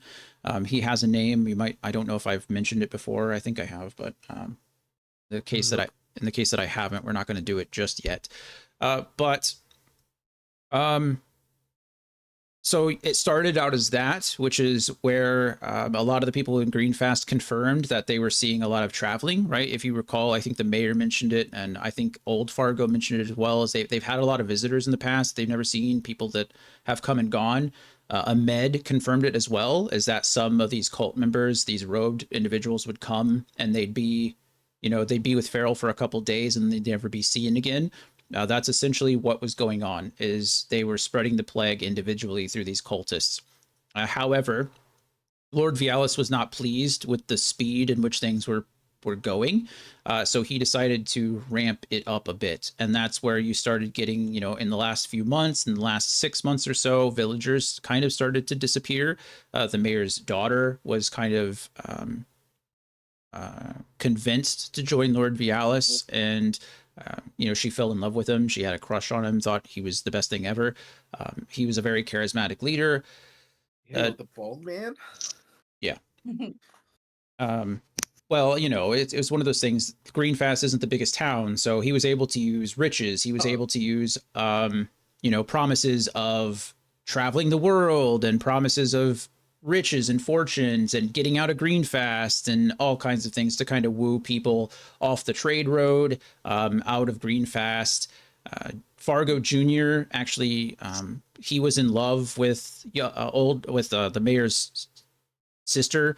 So when he found out that she disappeared, that's why he originally went to go pledge his loyalty or go find her, essentially. And in doing so, he was convinced that, if he only helped, like if he did this, then, she would love him in return. And so there was a lot of play. And these are things that you've discovered over the last 2 weeks, helping the other lore seekers. You all are lore seekers as well. So you all are tasked with investigating the temple and making sure that it's safe, and finding every piece of information that you can get. And also interrogating, right? Going back into Greenfast and asking tons of questions. And so these are all things that over the last 2 or 3 weeks, you all have kind of uncovered. And so you really have essentially stopped Greenfast from becoming ground zero for this plague, another ground zero of this plague, and you've saved the entire village. So Greenfast is very appreciative of you. The other lore seekers, Janusi, Vazir Og, the other readers, they're obviously very happy that you did this. It's a big deal, and a lot of that could have been conveyed better. I expected to do it in a narrative wrap up afterwards, but again, I was just trying to push through, and I apologize. So this is what you've been doing in the last 2 to 3 weeks, still in Waterdeep, going back and forth to Greenfast, investigating things like that. During that time in Waterdeep, this is where Ahmed comes in. So Ahmed, or rather Vinnick, is that his name? Vinnick? Vecin. Son of a bitch. Okay, yeah, Vecin. That's his name. Vecin obviously has ties to the city guard in Waterdeep. They, were very happy that this old investigation, although it really didn't matter to many of them, to be fair, this obviously lends itself well to just everybody involved. They were kind of, quote unquote, taking credit for some of it. Vecin put in a good word for you all. And Ahmed was offered a position in the city guard. So he at first decided to take it, and he did take it. And rather than being a mercenary, actually joining the city guard, something that he didn't think he could do, after so long. But Vecin, who really wanted to go with you, who felt that he owed you all some kind of debt, wanted to offer you support of some kind. And while he couldn't leave his father, he could offer you Ahmed. You all have, over the last couple of weeks, he was also there. He was a big source of information, or as big of a source as he could be, as far as the comings and goings of certain individuals. Over the last few weeks, he was working with the city guard to point out and to essentially snitch on a bunch of people, right? Other people that Farrell had contact with, places that were housing some of these cultists, businesses that were conducting, seedy deals with Farrell and Lord Vialis. Essentially, Ahmed has built a name for himself over the last few weeks as well, which is why he was, again, offered this position. And so as a member of the city guard, he kind of got a bit of a promotion, so to speak. He's within conversations with Veckin and himself, kind of decided that being trapped in a place like this, he's been a mercenary for years, so he didn't know how comfortable he'd be settling down. And so Veckin offered him essentially to you as a party. He would be a representative Waterdeep and continue to help with the cultists if there was anything else that could be involved in that. And Ahmed didn't see that as a problem. And so that is essentially how Ahmed is going to come to be your sidekick. He is being paid by the city guard of Waterdeep. It's coming out of their funds. He also feels indebted to you. You could have killed him, like you did his other friend, who he's a little sad about, but understands that that's the life of a mercenary. That's the life of a soldier. And so he is loyal to you all. There's no reason not to be. He still has his rules. He still does not wish to harm women or children. He obviously has, codes of honor and stuff like that. He is an honorable person, however. He does want to do good. And he feels like this is the best way to do that. So that is how Ahmed came into your party as well. I feel like it's also a mild warning that we shall not commit war crimes with Ahmed. Yeah. Maybe. Yeah, he's a good guy. He's a good fella. So that covers a little bit of the narrative side of things. As far as the Green Fast goes, wrapping up the temple, a little bit of Waterdeep and the city guard, as well as how Ahmed joins your party. What it doesn't cover is a couple more things that we're about to discuss. So firstly, you all need to decide what you want to do with that silly tower or temple.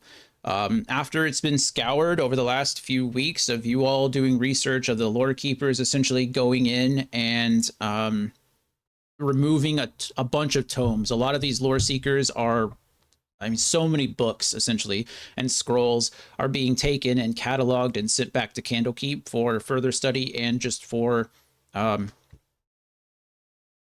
research purposes, right?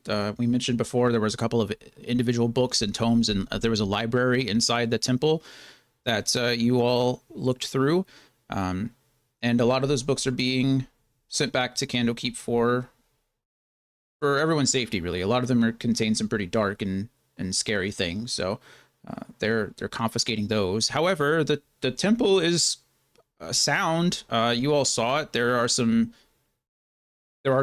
some degradation, but the temple underneath is pretty well off. So whatever you all want to do with it, now is the time to decide. Now there are some options. I looked this up before, and I don't remember where it went, but let me look to see what we got. I think 128. I think it's in the Dungeon Master's Guide. Let's go books, DMG, page 128-ish. Okay, so there are options for what are called recurring expenses. And if you were to take ownership of a building, there are costs associated with that over time. However, if you repurpose a building, then it can essentially make you money back. So it's up to you. So let me just see. What is this? Wind shifts. It's a temple, right? Yes. So maybe we could just repurpose it as a place of worship for locals. Yeah, you can. I'm going to post this for you. It's a little diagram. That's just the table, but that gives you an idea of the kind of options that you have. If you are repurposing it as a temple, it would, have, I'll consider this, I don't know, it's probably a medium-sized temple, honestly, and it's underground. But I will, you can definitely do that. These are technically costs per day, but we'll roll essentially to see how much you're getting back in turn, right? So people will visit the temple and, provide offerings and things like that. So if you want it, if you guys decide you want it, that is up to you. But That's what you're looking at. So Mm. what's up? Hmm? What's up? I was just asking what's everybody's thoughts. For Kyle, he's not really interested in it, so whatever the others do with it, it's up to them. Yeah, I don't think Alaric is interested in maintaining anything. Okay. Well, I think we should either let it be a temple or maybe we can it's the thing on here says guild hall. Like maybe they could have a town guild hall, like introduce more business for them so they can expand. And then we could make money off of the people that are there. I And don't they would mind that idea.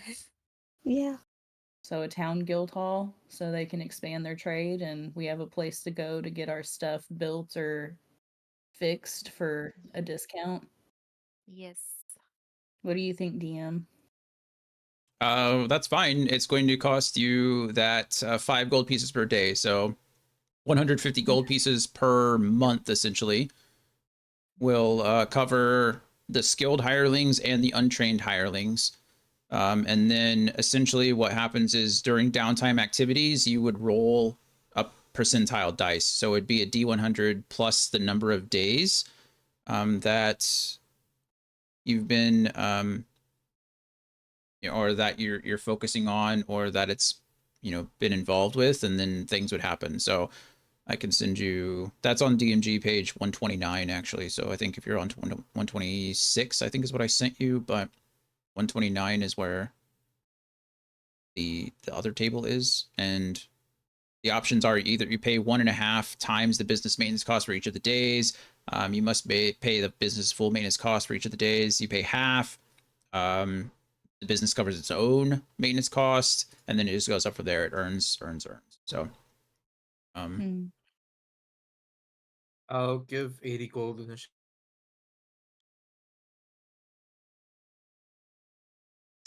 It comes out for 7 apple. you're cutting out, Mel. I'm sorry. For us, 3.5. I'm so sorry. Can anybody else hear her, or is it just me? Yeah, Oh, it's I okay. could hear perfectly. It must have been me. Something was happening. My Discord said it was having weird. It was disconnecting. I'm sorry, Mel. One more time. Can I think we're someone good. tell him what I said? I think it was all of you because I couldn't hear Laura either. Uh, sh- lol. she said that we could split it on amongst us. So 37 gold. 37 gold Oh, Okay. 37 per and a month. half per month for if we split it equally. Okay. Yeah. If that's I'm what you down want to with that. do, then we can roll for it now. So Let's do see. it. It would be 37 gold. The roll, I don't know. We're gonna say for 30 days, I guess. Over the time. So Would we for ever get? Sorry, I took interrupt you. Will we ever get our salary yep, for the month yep, from the thingy? you're about to. Oh, okay, Probably like okay, okay. 2 months of it actually. Cool. So you actually each only have to pay half. So the over the last 30 days, you all have pitched in, but the town has agreed to pitch in as well, and you're already seeing guild members come and go and using the space to perform work. So instead of paying the 35 or 37 gold pieces, you can just pay the what is it, 30 or 18, just Yeah. 18 gold each, and that'll cover you for the next month.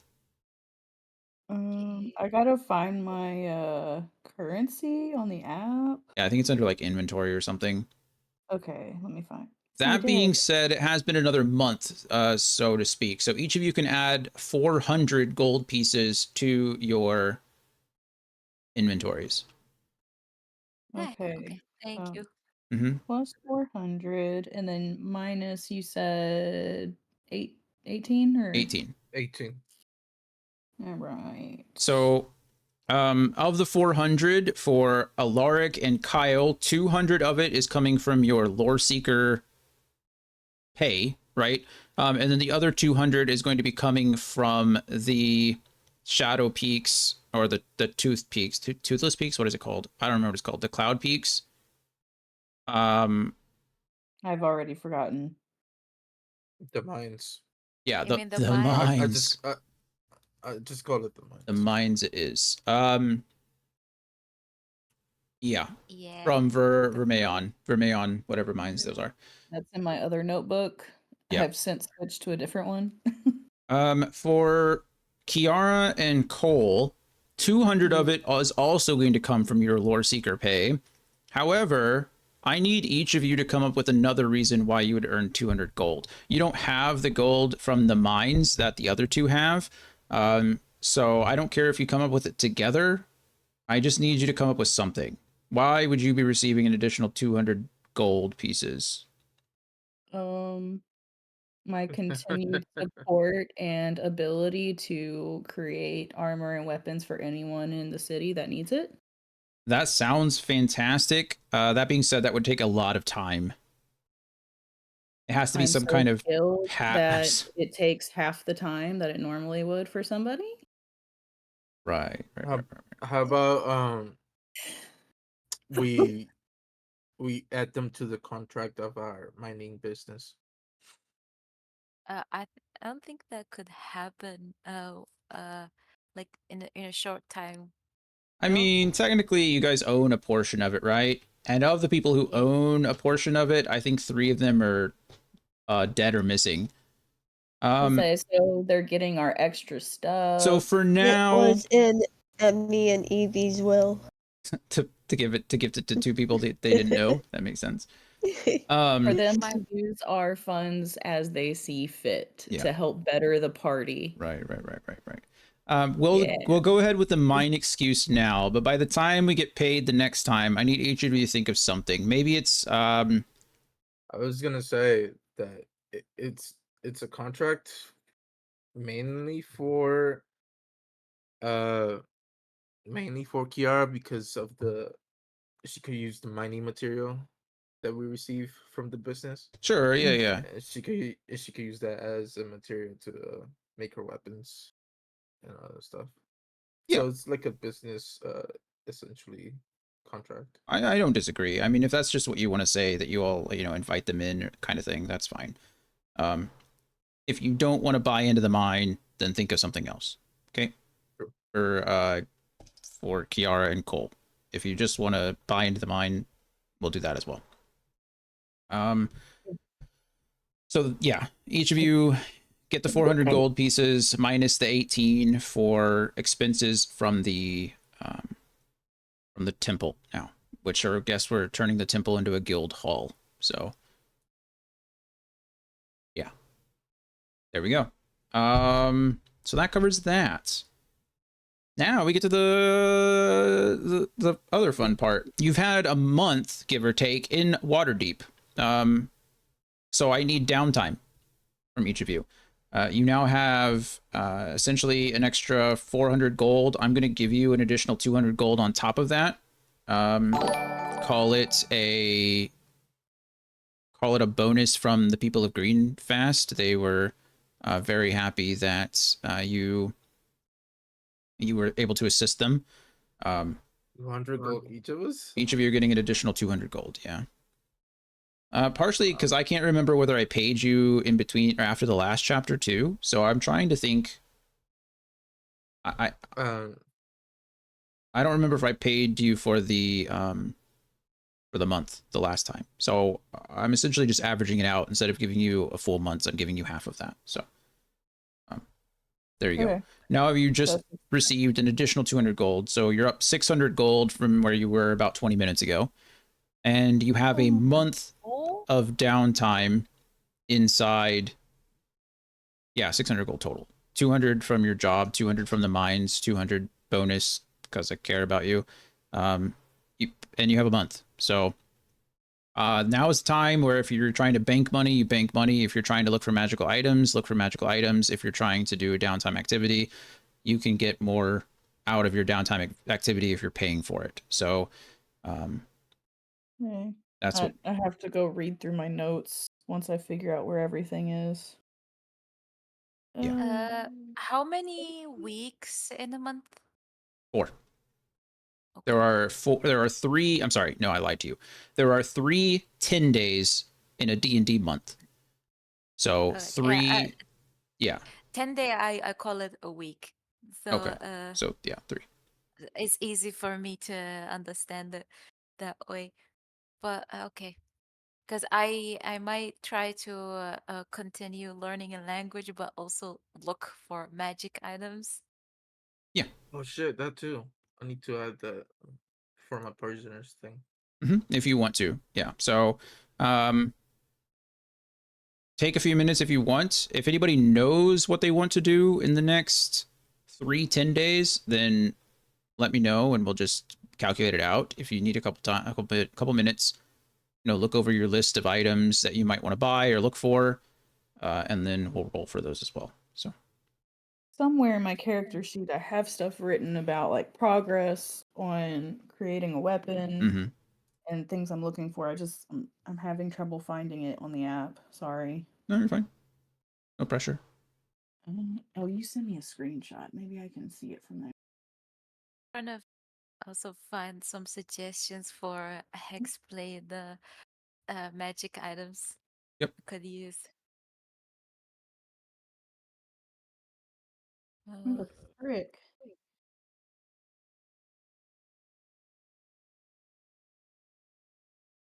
Okay.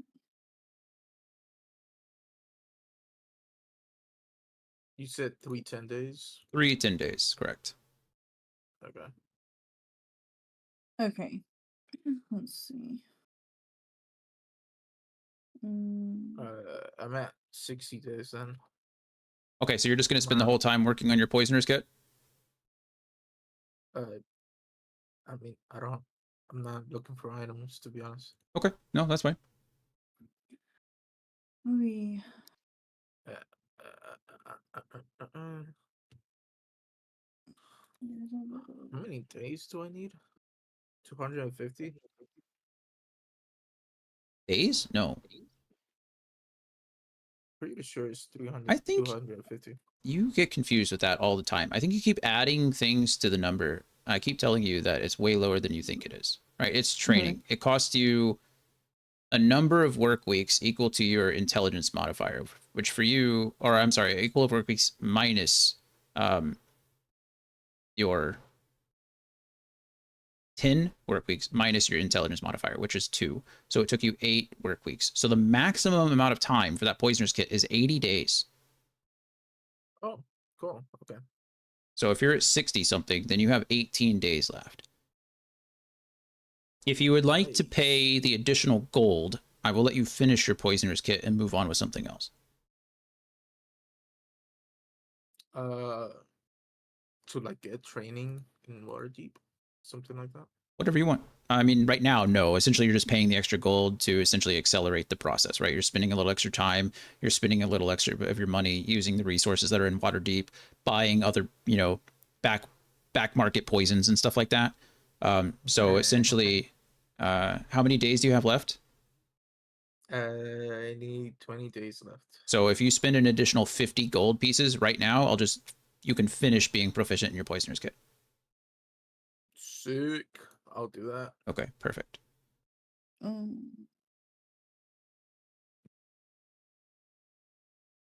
Yes. I'm sorry. I'm having trouble finding the stuff that I'm looking for, like magic items. Am I allowed to buy common stuff? Yep. Yeah. Yes. Anything common. It's anything that's just written into adventuring gear or any common weapons or things like that. Anything that's in the player's handbook, you can essentially just find, especially in Waterdeep. I'm gonna buy gifts Okay. for my friends. Love it. Okay, so let me look at the cost because I found the only stuff I'm really looking for is like the belt of giant strength, and I have like the various types listed out, so I need to see how much. rare and very rare costs because I forgot A lot. a lot, a lot. A lot. A rare item is 2d10 times 1000 GP. So anywhere What? from 2000 to 20,000. And a very rare item is 1d4 plus 1 times 10,000 GP. So anywhere So from 40,000 to 500,000. definitely out of my range. Okay. All right, then I'm just gonna continue doing work um on the battle axe, that the magical battle axe that I'm working on. Okay. I think once I find it again, I've done 5 work days out of 45 so far. Okay. Well, now you have another 30 if you're trying to do that. Okay, so 35 total out of 45. Now I just gotta find it again and write it down. I'll offer you the same. Um, no, I lied to you. Don't listen to what I just said. Yeah, find it down and write it down. I was going to offer you the same deal that I was going to offer Kyle, but then I realized that Kyle's been working on his damn poisoners kit since the beginning of this campaign 2 years ago. So, Well, I still haven't fleshed out the specific stats I want for this battle axe. So. Because I want it to be obviously pretty special. So you may want me to like add time to it or an increased coin cost, things like that. So Yep. I figure we can talk about that once it gets closer to being done. Makes sense to me. All right, cool. So I'm just gonna keep looking for this while y'all figure out the rest of it. Okay. Alaric or Cole, do you guys have an idea how you'd like to spend your 30 days, your 30 work days? Are you searching for a magical item? Are you crafting something? Are Yeah. you working on a language? What's up? I will be looking for magical items. I Okay. think, but what are the rarity limits that you can tell us Whatever from you the can top of your head? afford, but I think up to this point, you would. I mean, how much gold do you have? I have 1,200. So you will not even be able to afford the cheapest of rare items unless it's consumable. In that case, it's reduced by half. But so you'd be stuck looking for uncommon magical items. Um, so can I, since we've been going into town and all that, and we've been there for a month, can I go ahead and say that I've sold the 2 golden medallions and the Yep. jeweled earrings? Yep, 100%. If that's what you want to do. Perfect. Thank you. Mhm. Maybe 250 plus 150, 400. Okay. Alaric, if you're trying to search for a rare item, I will allow you to search for it and then keep whatever bonuses and stuff that you have in Waterdeep, even if you can't find it. Think of it kind of like an investment. You're essentially finding a seller. I will allow you to do that. As far as being able to afford the rare item, you just don't have the gold for it. So if you're trying to find an uncommon magical item and buy it, then that's no problem whatsoever. If you're just trying to Okay. find the seller for a rare item down the road, then we'll play around with it and see what we can get you. But you won't be able to Alright, afford it. let me double check if I have bonuses from previous. I don't think I do. I wasn't really looking for anything Sure. that time. Okay, so let Cole, me. Cole, what are we thinking? Well, Lark's looking at that. What are you thinking? How are you spending your 30 days of downtime?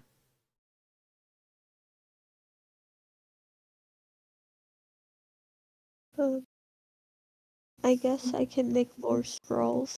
Okay. Yeah, I mean 30 days is a lot of scrolls. So what are we thinking? You tell me what scrolls you would like to make. You can with 4 work weeks, well, with 2 work weeks, you can craft a 4th level spell scroll for 25 gold pieces, and then it gets considerably cheaper after that. So if you want a 4th level spell scroll, you can craft 2 of them. Well, you can craft no, you can only craft 1, and it's going to cost you 25 on gold pieces. 3rd level is 1 work week for 500. 2nd is 3 days for 250. 1st is 1 day for 25, and a cantrip is a day for 15. If you want to spend half that time crafting one and then trying to find half that, or then half that time to sell it, that's another thing I guess you could do. But Most of the time, it's not going to work out in your favor. So, what spell are we thinking of scrolling?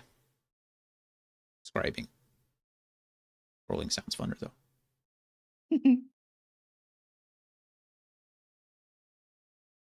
Okay, Yeah, so the mass healing word scroll. Mass healing word. What level is that? Mm.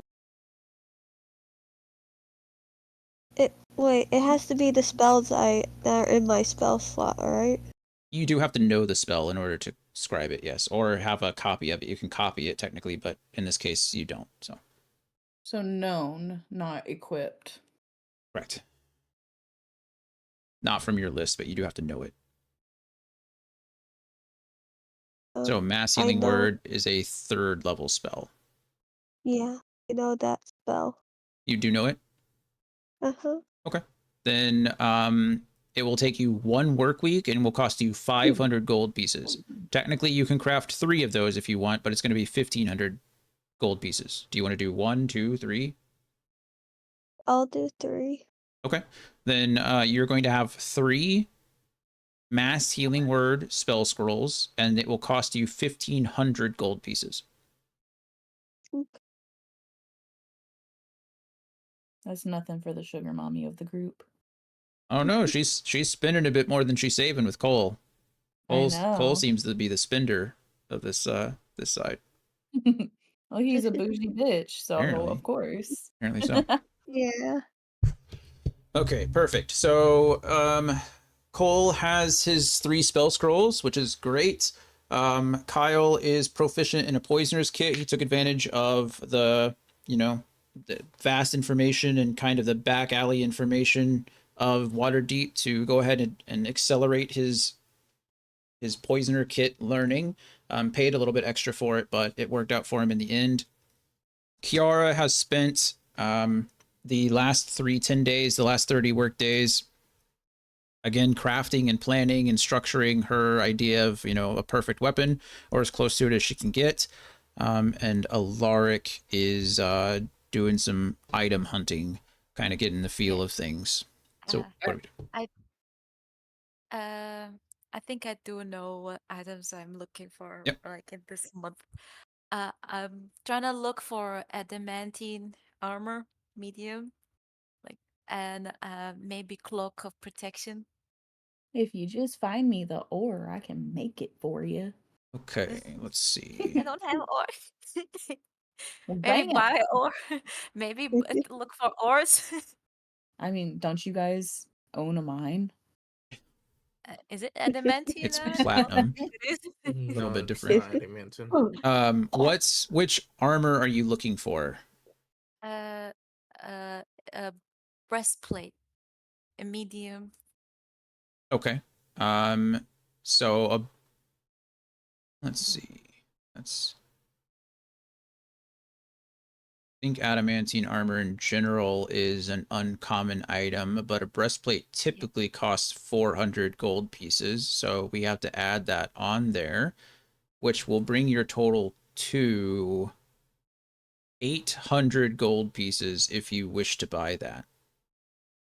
And you said a cloak of what kind? Cloak of protection? Protection. Yeah. I think that's the same thing, also a uncommon magical item, right? Yeah. Yeah. Okay. You have the attunement slot for that? Uh, let me see.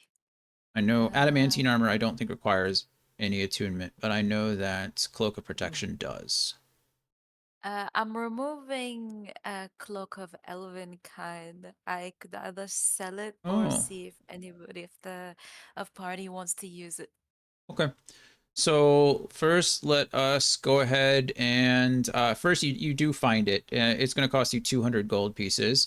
As far as buying a magic item, we'll go ahead and say that it took you half the time to do. So that's going to be we'll say it took you a week to find it. So 100 gold pieces in cost. So if you want your cloak of protection, it's going to cost you 300 gold pieces total. 100 to find it, 200 to buy it.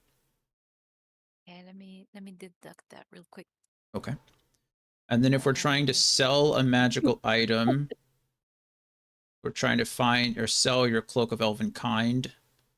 Or are you selling it or are you giving it to somebody? First, let me ask: does anybody need the Cloak of Elvenkind? Advantage on stealth. I don't. I have the boots of kind, so I don't really need it. I'm full up on attunement. I could use it, but I will lose 1 AC from because I also have the cloak of protection. Mm-hmm. So I would lose 1 AC if I switch, and I don't want that. Bernie, what about you? I have the cloak of displacement. Okay. So we're gonna try to sell it. We'll say that it doesn't. It's not an issue of buying or finding a buyer. It is going to cost you 25 gold pieces. However, you are going to have to roll for it. So the Better base wash it. the base price for an uncommon magical item is going to be 400 gold pieces. So I will let you roll for it and then decide whether you want to sell it. We'll say that you do have 2 weeks to sell it though, so you can roll twice. Just roll with advantage and take the highest. Okay, give me a second. Let me deduct the 25 gold first. Okay. And then roll what dice? Which dice? D20. You're just going to roll a D20 with advantage and then add your charisma modifier to it. It's technically persuasion, Okay. but you can add Advantage. intimidation if you want to do that too. I don't, whatever. I have I'll do persuasion. When she's done, I had a question for you. Okay. The first Shake, dice we're rolling all shake. session, and it's been 2 hours and 20 minutes. Is that 2 9s? No, the 6 9. Okay, so 17 is the total. So you found someone to buy it. It is going to. They were willing to buy it for 400 gold pieces. So essentially, by selling your cloak of elven kind and buying your cloak of protection, you have made 100 gold pieces.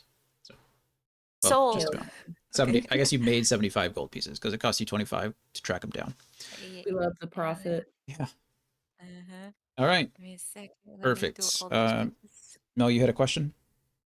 Um, is there a way for me to have made more seeker darts during the 310 days as well? And would I be able to fit it in, like, just without making changes to my days working on the battle axe design, or do I need to take away some days You'll of need out to of replace them. Yeah. so because I'm only wanting to make 3, Okay. so I need to figure out how many days to deduct. So How I'd like many? to be able to make I those always forget. Secret darts are what, common? Oh, uncommon. they are uncommon. Okay. And that takes well, they're also consume. Well, they're not consumable. What are they? What did we say? It takes you. It has like, let's see. Trying to think of what we did because they're thrown I weapons. know. They're uncommon weapons. But what? I don't remember. Um, I The thought we daggers that she made? say that again. okay. The daggers that she made? The darts. Yeah. Oh, the darts. I could have sworn I had an I. Um, I thought we had her craft it. It only took her a couple days to do it, but I don't remember why we said that. Is there something in your Is there Um, something in your class or something in your not class because it's just fighter and barbarian? Is there something in your background or your I am an artisan. Yeah, I just don't remember why I would have let you make more. Oh, I do remember why because I think you were getting help. I think Cole was helping you make the first ones. An Oh uncommon item, yeah, an he was un helping me with the design stuff, the yeah, filigree that I yeah, was yeah. carving on. The uncommon item it'll take 2 weeks to craft. So I mean, 2 work weeks essentially. Okay, So so I'd have to deduct what, 10 days? yes, 10 days. Okay, and I can get 3 out of that. No, that's one. What? Yeah, that's what I'm saying. That's if you cut the when you help, you're reducing the time, but the gold is still a cost. If you're just working on it yourself, then it's an uncommon item, 2 work weeks, and it's going to cost you 200 gold pieces. Okay. Well, I'll go ahead and make 1. So I'll increase that by 1. I'll deduct 10 days from this, and then you said 200 gold. Yes. All right. Deduct that. Done. Hey, quit fucking with the blinds. Alrighty. Okay, well, I think that covers pretty much everything. Goodness, I know that was a lot, but we covered a lot, so got a lot done. Can I buy common items? Yes. Any common items you'd like to buy, just please tell me and deduct them yourself. I trust you to look them up and figure it out. Ugh. I want a dart shard amulet. A dart I shard? want a dark That's just shard amulet. Dark I was just actually looking at that, Brian. Dreadhound. Dark Oh shard my amulet. I god. don't even know what the hell that is. It's a It's a common common wondrous. item. Oh, okay. It is magical. I'm not gonna make you roll to find it because you're in Waterdeep, but you'll still have to pay for it. We'll roll for the magic stuff. I want a dreadhelm. Okay, one thing at a time. Dark shard amulet. That does require attunement by a warlock. So Yeah, I was just gonna give it to a lark because it looks pretty. okay. I Aw. need to check my Oh. attunement slot. So the You don't have to attune to it. You You- just wear it. because I do have amulet of health, and I'm not really sure if I could wear two at the I mean, same you time. can. Is I it think if okay? he's gifting it to you, you can wear it. It just won't do anything for you. Yeah, Oh, I'm just giving it to you because it looks cool. oh, okay. It's Thank sparkly you. and it's pretty, just like you. 30 gold pieces on the dark shard amulet if you want that. Okay. Right, dark shard. -1 on intimidation because it makes me look less intimidating. I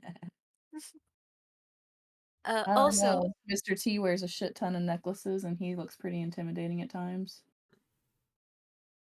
I was gonna ask about the adamantine armor. Can I since Can we let Kyle finish buying whatever he needs to, and then you can all ask right. your question about adamantine armor? I'm sorry, I don't mean to cut you off, but Oh, good, oh, good. Dreadhelm. Red Helm. Red Helm is also a common wondrous item. Okay. Uh-huh. Doesn't instill dread. You could find that. Where did I go? Oh, there we go. That is going to cost you 70 gold pieces. Okay. Okay, next one. Wand of conducting. Wand of conducting. All right, they're common. Cow doing shopping spree. 30 gold pieces for your wand of conducting. Okay. Got it. All right. And the rest is just potion. I handle that. Okay. Yep. Perfect. So you have acquired your dark shard amulet, your dread helm, and your wand of conducting. So 130 gold pieces total. I'll go for the dreadhelm. Uh I'll walk to Kiara. Hey Kiara, this Yeah. is welcome to the group. This is a gift from me. Oh, she's So gonna, huh? this fearsome steel helm makes your eyes glow red while you wear it. Oh, that's fucking cool. Yeah. As soon as you put it on, your eyes just glow this bright red, menacing color. Yes. I'm going to immediately put it on and ask bend over, kneel down towards Kyle and be like, "Is it working?" Ah! And It just freaks out. Yeah, she's it's gonna working. she's gonna snatch him up in like a big bear hug and tell him thank you for this gift. And in Um, response, I'm going to hand him a seeker dart that I have handcrafted and carved beautiful like vine and leaf designs on and his name in the center of it. oh, cool. Perfect. Oh, Love it. All right. I'll let you choose when you want your eyes to be all glowy because there's no mechanics. It's just flavor. It's kind of neat. I want him glowing all the time. Well, if you No. want disadvantage on stealth checks all the time, then sure. No. I would say no, I want my eyes to glow red every time I rage. Oh, cool. Hell yeah. ooh. Perfect. Sick. Perfect. And Yeah. the last item, it's the one of conducting, and I'll give it to Cole. Welcome to the group, buddy. Oh. Oh, he's gonna give Kyle a big hug. And this item has 3 charges to create orchestral music. Ooh. Damn. See it. Because you're a bard. The one regains all expended charges daily at dawn. If you expend the one's last charge, roll a d20. On a 1, a sad tuba sound plays, and the one crumbles to dust and is destroyed. That's perfect. That's awesome. Cool. I love one-price items. They are just they're funny. fun. All right, perfect. So you guys have spent your last few weeks working, but also preparing for next adventure. You've been working with the town guard as far as rooting out any of the leftover cult activity, any of the other people who have been working with Farrell and Lord Vialis over the last 5 years, and done a good job. Ahmed and Vekin have been helping you with that. And again, the end result is that Ahmed is going to be a semi-permanent member of your team. You have continued to help the lore seekers. Some of you have been traveling back and forth. Some of your days again were spent in Waterdeep. Some of your days were spent in Greenfast in the temple, scouring those for tomes and for signs and descriptions, reports, anything that would help, again, locate and identify cult activity, as well as figure out what in the world Lord of Alice has done. And I've already explained all of that. So you guys been doing big work there. And then in your off time, or in between times, I should say, downtime, you all have been exploring Waterdeep. Food and water has more or less been provided to you either by City Guard, who are offering you drinks and food and eating with them, or by Cole's mom, who has been more and more welcoming to the party as she sees her son growing and learning to trust the people around him, and in turn gaining that trust herself. Although she is concerned, and hearing Cole and the group tell her stories about what's been going on over the last few weeks really makes her want to keep Cole at home, but she's learning to accept that Cole's a grown up now and can do his own thing. So yeah, as far as expenses goes, you haven't really had to worry about it. And the days that you're in Greenfast, the villagers are more than happy to offer you, a spare bed, or when there's room available in the inn, or offer you a meal and things like that. So you're pretty much well taken care of, and everything is going as smoothly as it can. Obviously, with the revelation that clearly this plague is gaining more and more tempo, it's gaining more and more ground over time, for lack of a better word, and realizing that there are now big players involved. Lord Vialis was definitely making a play to cause the spread of the plague much faster, that there's connections to this plague lord that clearly were not well known until a few weeks ago. This is getting it's getting a little bit more serious, and reports have been coming in to you and the other lore seekers from Candlekeep and from other places, and now Waterdeep has begun to hear. There has been reports of a very large lich showing up in various places around the continent, and wherever he appears, the plague is spreading extremely rapidly. So your time in Waterdeep, while at sometimes is calming, is also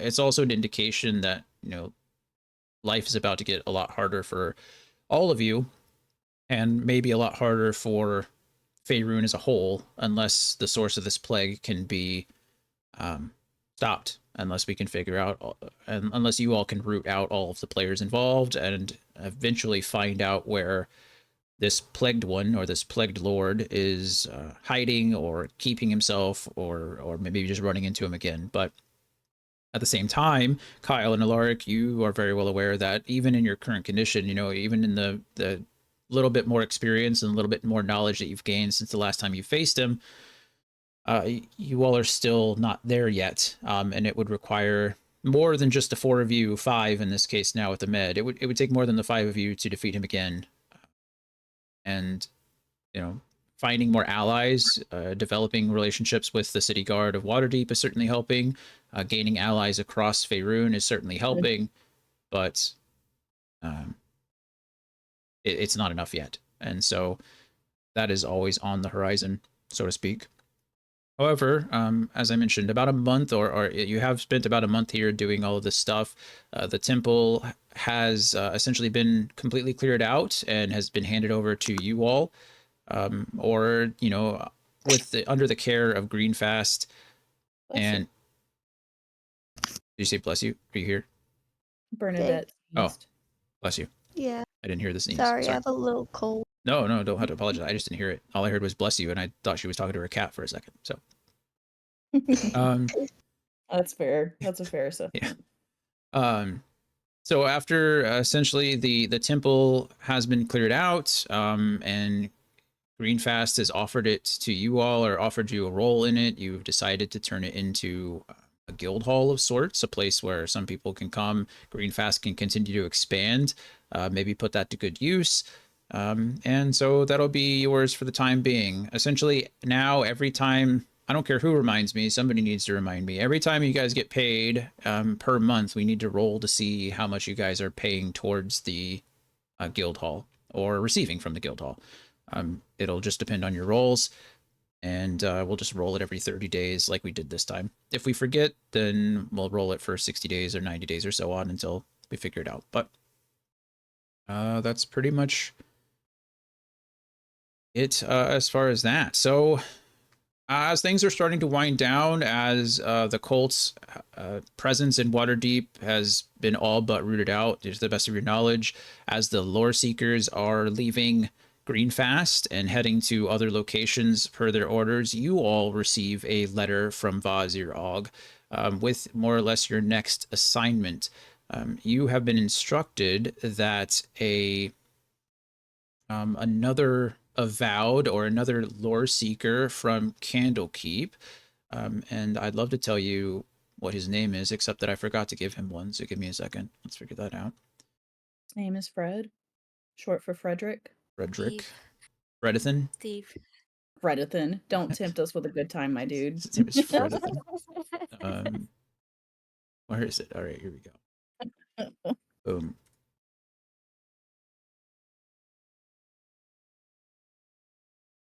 He is a high elf. Ianyor. That's what we're going with. Ianyor. I'll forget that. So you guys have to write it down. I almost posted that in general chat. We're not doing that. Sorry. Little. I already forgot. Nice. There it is. It's in the Discord now. Ianyor, or Ianyor. What the hell is that name? Yor. I like the other one way better. I like Fred. Okay, fine. Frederick? His name is Frederick. Sure. My name. The elf, the high elf named Frederick. Frederick the high elf is. You expect me to remember Anyor? I expect you to write the shit Ianyor. down. I gotta write it down. You gotta write it down. No, fine. Frederick, Jesus. The high elf Frederick, who has been a lore seeker for Candlekeep for many years and is primarily focused, like his study is on the origins of Silvery Moon to the north east, has sent reports that the nearby forest has been experiencing some pretty wild developments. Thunder has been occurring or being perceived at almost all hours of the day and night. The storm, however, seems localized. Some of the local creatures and wildlife have begun to appear plagued or sick. Hunters, poachers, and other kind of unsavory folks have been seen moving up and down the roads and into and out of the forest on a regular basis. And hunters who have been entering the forest don't ever return. These are experienced hunters that know their way around the forest, have made their livelihood in the forest for decades. Their families have lived there their whole lives, have not returned, and so it's very unlikely that these were caused by a mistake or an accident or anything like that. And due to the description of this illness, this sickness, these plague-like symptoms that are appearing on the animals coming out of the forest, they appear to be matching those of this plague that's spreading. And you all are the nearest group right now to investigate. That being said, it is 3 weeks away. However, as you all have been investigating and building some rapport with the people of Waterdeep, you have been informed of, you let's say, for the sake of fun, you all have received this letter and are having a conversation in Cole's mother's house, right? So Cole's mother is serving you all food, and you all are reading this letter from Vazir Og and getting details on your travel and making arrangements. And you mentioned Silvery Moon. Silvery Moon is probably known to quite a few of you, actually. Let's see what I can give you. It was the poison that was killing the people in Candlekeep while we were in the book. Say that again. I'm so sorry. It was the poison that was killing the people when we were in the book. Silvery No. Moon? Silvery Moon's a place. I thought it was like silver Oh. tears or some shit like that. Oh, right. Midnight Tears was the There we go. poison that was There we Yeah. go. poisoning people. There it is. We're Yeah. on the right track. We're gonna get there eventually. True. Well, we go from a poison to a place. It starts with a P. Both of them start with a P. So, Same. same. Yeah. Silvery Moon is a little bit mixed now, but let's see, who would know? Let's say Cole would probably know, and I think even Kyle might know better. So all of you can go ahead and roll a history check. Kyle and Cole, you can roll with advantage. Said history. Please.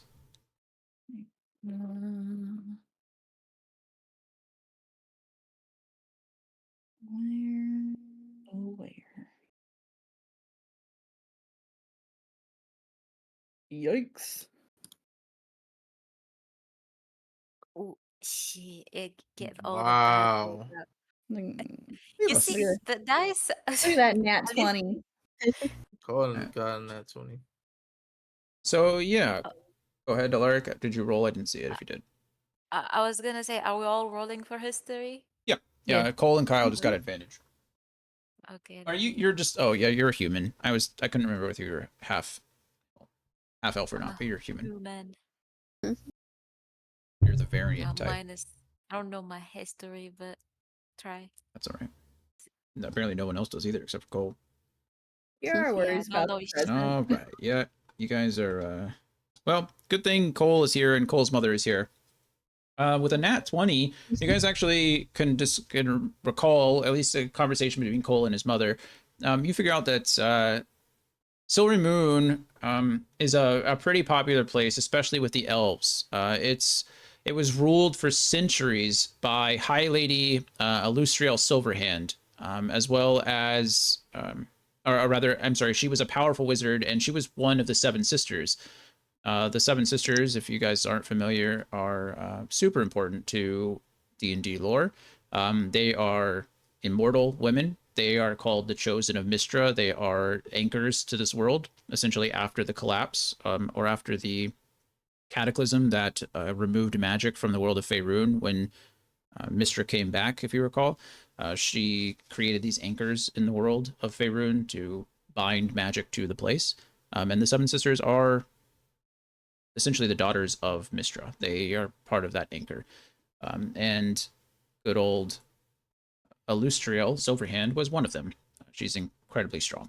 But anyway, Silvery Moon, excuse me, was often called the Gem of the North. It is a beautiful beautiful place, and it was famous for its magic. Honestly, a lot of the most prominent magicians, wizards, mages, sorcerers all studied or came from or were born in or around Silvery Moon or made journeys and pilgrimages there.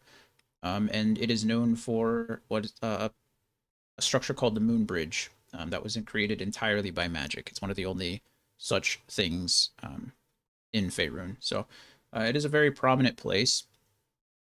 And it is, like I said, to the northeast, and it would take about 3 weeks to go up the. I think I can change the scene here for you guys. Give me a second. Oh, you. Oh. Let me know when it loads for everybody.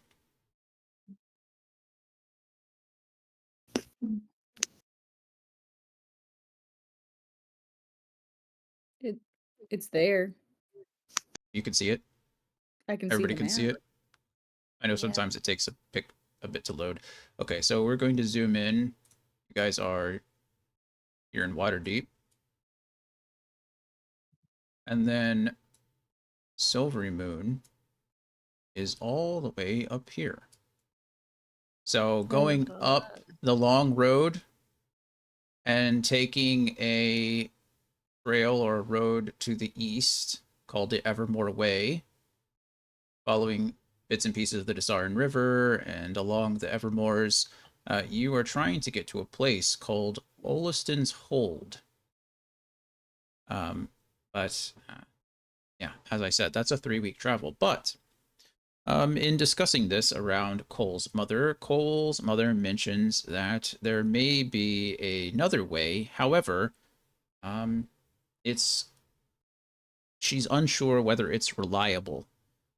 But it was used 100 years ago by another group of adventurers who used a teleportation circle or some kind of spell to travel back and forth across Faerun, and it's kind of in at this point almost an abandoned building um, to the east, but it may be able to get you to your direction or your destination a little faster. Teleportation circle. We're back. I like to learn that. You guys are here somewhere in the mountain, right? Mm-hmm. We'll say the warehouse is somewhere over here. Okay. Sounds questionable and potentially chaotic, but fuck it. Well, I feel sick when I teleport. Are you saying you do feel sick, or are you asking if you will feel sick? No, I'm asking, will I feel sick when I Oh, teleport? really, she's unsure. She doesn't know of anybody using it in quite a long time. These are all just rumors of people like under the mountain. She knows the family that still owns some of that, some of those warehouses, or at least some descendants of them. Let's see, actually, if I can get you a name. Kiara's just gonna firmly pat Alaric on the back and be like, "You'll be fine." Yeah. Thanks. I need all the encouragement because I had bad experiences with being teleported. Mm. Always ends bad. Uh, Inside books, especially. You guys in these books, I think you're just picking the wrong books. true. You have no idea. True. Technically, this chapter was supposed to be another book that teleported you, but I changed things up because I thought that was getting a Oh little my god, cliche. the No, trauma. if you would have I done that to them, I would have laughed my fucking It ass was supposed off. to. Yeah. It was supposed to be that way, but I was like, I Oh, think you guys have been doing that for a while, so let's emotional damage. emotion. I'm trying to find the name. Excuse me, 1 second. Oh, what is her name? What is her name? What is her name? This does not help me. Oh. Um, That just triggered the memory of the one little video where it's like, "What's your name? Ezekiel. what's Fuck your you, name? Ezekiel." What's your name? Yeah, We did that at the Ren Fest the other weekend. nice. Like we were at our campsite and there was some people like across a few things at their campsite and we were like giggling about it and I said it like pretty loud and all of a sudden they were responding and we went through the whole freaking Perfect. thing with complete strangers. It was beautiful. Oh, That's so funny. those little moments. Yes. And they're Gotta like, love those moments. Yeah. don't you say it. She Fuck said, you. the Silverhand family. That is who owns those warehouses. Mm. So the Silverhand family owns the warehouses where there is potentially a teleportation circle. Yes. In this case, yes. I knew they were weird. Or holding They're a teleportation circle. they're a very old family. There's descendants. Well, Lady Laryl Silverhand has been on the Council of Waterdeep for centuries.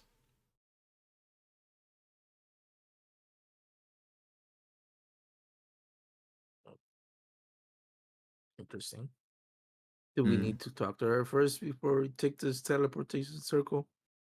Probably, so we're not just busting up in someone else's property. Like we finally have good standing somewhere. So, but I mean, if you want to What do could it, go wrong?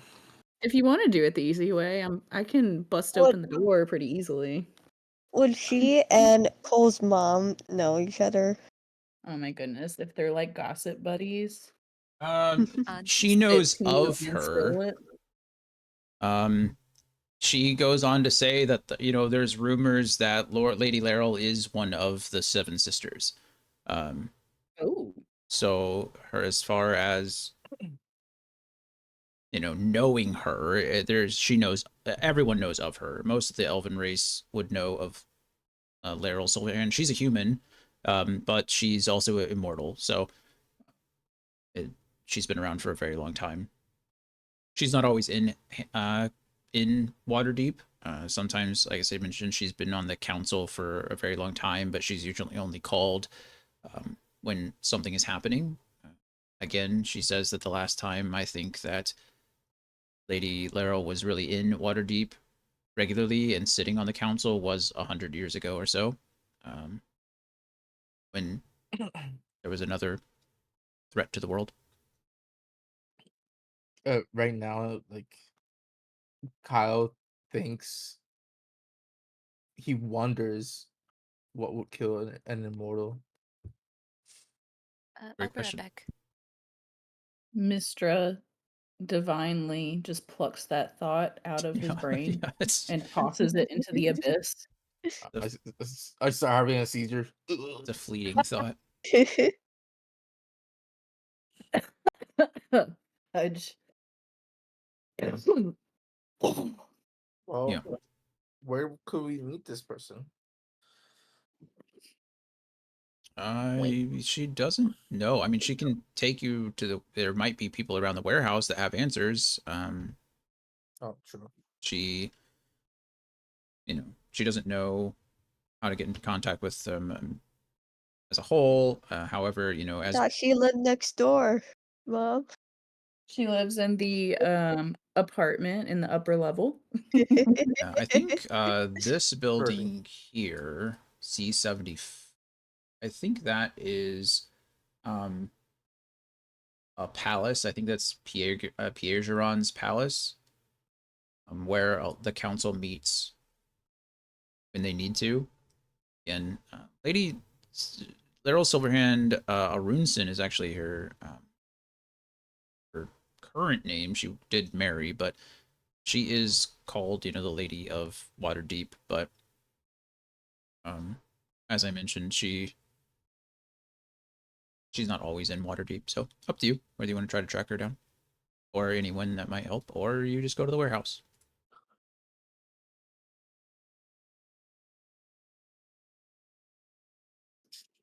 Um, Hmm. let's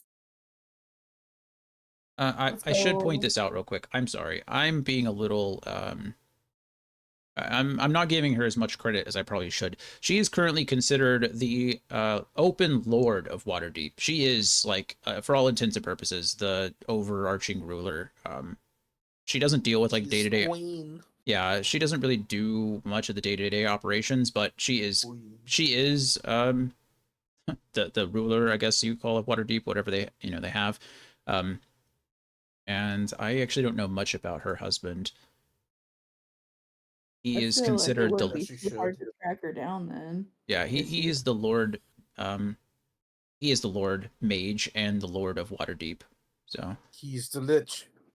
I knew it. oh no. Um, so I guess records show. I don't. We haven't really applied a date to this or anything as far as like when this campaign is happening. I'm showing that he died in 1374 DR at age 960. Although there's rumors that that's not the case. He was also one of Mistress Chosen and an anchor, and it's very hard to kill those people. So there's rumors that he's still alive and wandering and doing his own thing, which is, why it again, it lends itself well to the rumors that Silverhand Laryl isn't always into because she's off visiting him or going on adventures with him, kind of thing. Oh, I was gonna say they got in a fight and she banished him for a little while. Oh, maybe. Their version of the cold shoulder. Congratulations, you just started a new rumor. Thank you. Uh, I'm the here for it. Candlekeep, the Candlekeep mysteries take place in 1492. So he would have been dead for 80 years. Allegedly. Allegedly dead for 80 years. Thank you, Brian. Which would have been shortly, I guess, shortly after the last 100 years, shortly after the last adventure took place.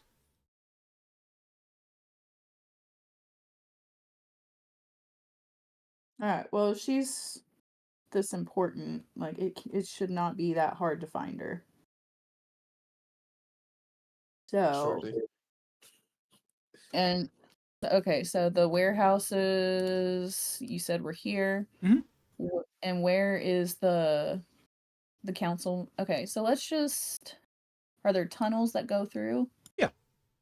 I mean, they won't I, come directly behind the castle. That seems a little insecure, but there's a couple of outlets that come over here, probably.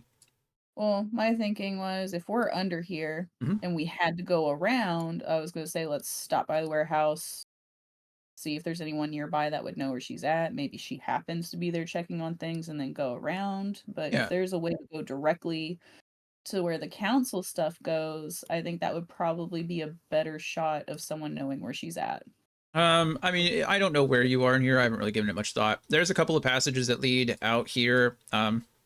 Last time you said we were at the center. Yeah. So there's a path that leads out probably over here if you want to go to the warehouse. There's other paths that connect and lead up to Waterdeep Way. There's other paths that lead out into the coast. And then there's probably a path that leads all the way north, and there's a couple outlets here. As far as getting closer to here, probably not. Again, it seems a little unsecure, but it's up to you. If you want, you can take the path that leads here and check out the warehouse and then cut back across and go down Waterdeep Way and then go to the castle. Pierre Gion's, this place here, Pierre Giron's palace. That's how we're pronouncing that, because I don't know any better, and it's really up to you as a group. Kiara thinks she's more likely to be at the council place. But if you guys want to stop by warehouses first, cool. But I vote council meeting spot. A vote council meeting too. Woot woot. Okay, so yeah, you do go ahead and make your way up there.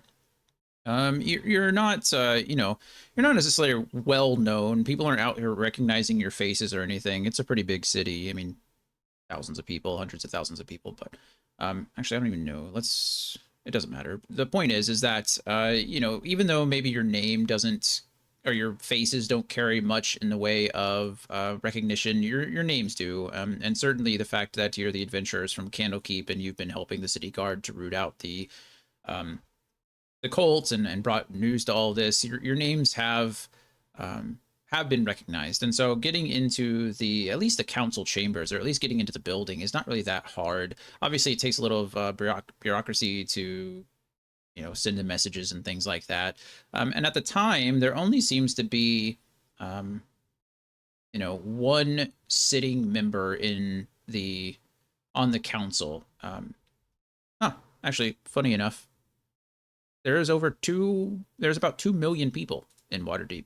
Wow, that's a pretty big city. Damn. I'm back. Welcome back. Didn't- So you do go in and you can make contact with someone on the council. Let me see. I'm trying to find. Let's see. Is there anyone? Oh yeah, cool.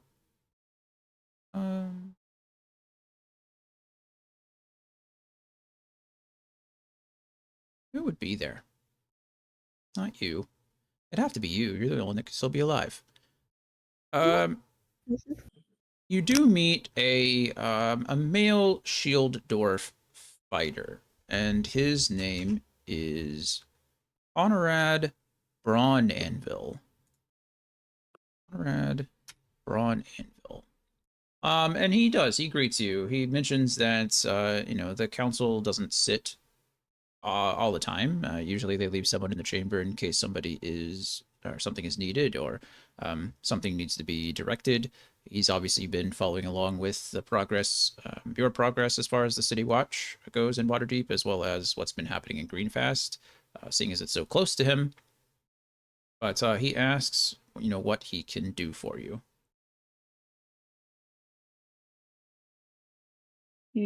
What did you say he was? Race-wise or Yeah. position-wise? Race and all that. He is a male dwarf. Male dwarf. Cool. Okay.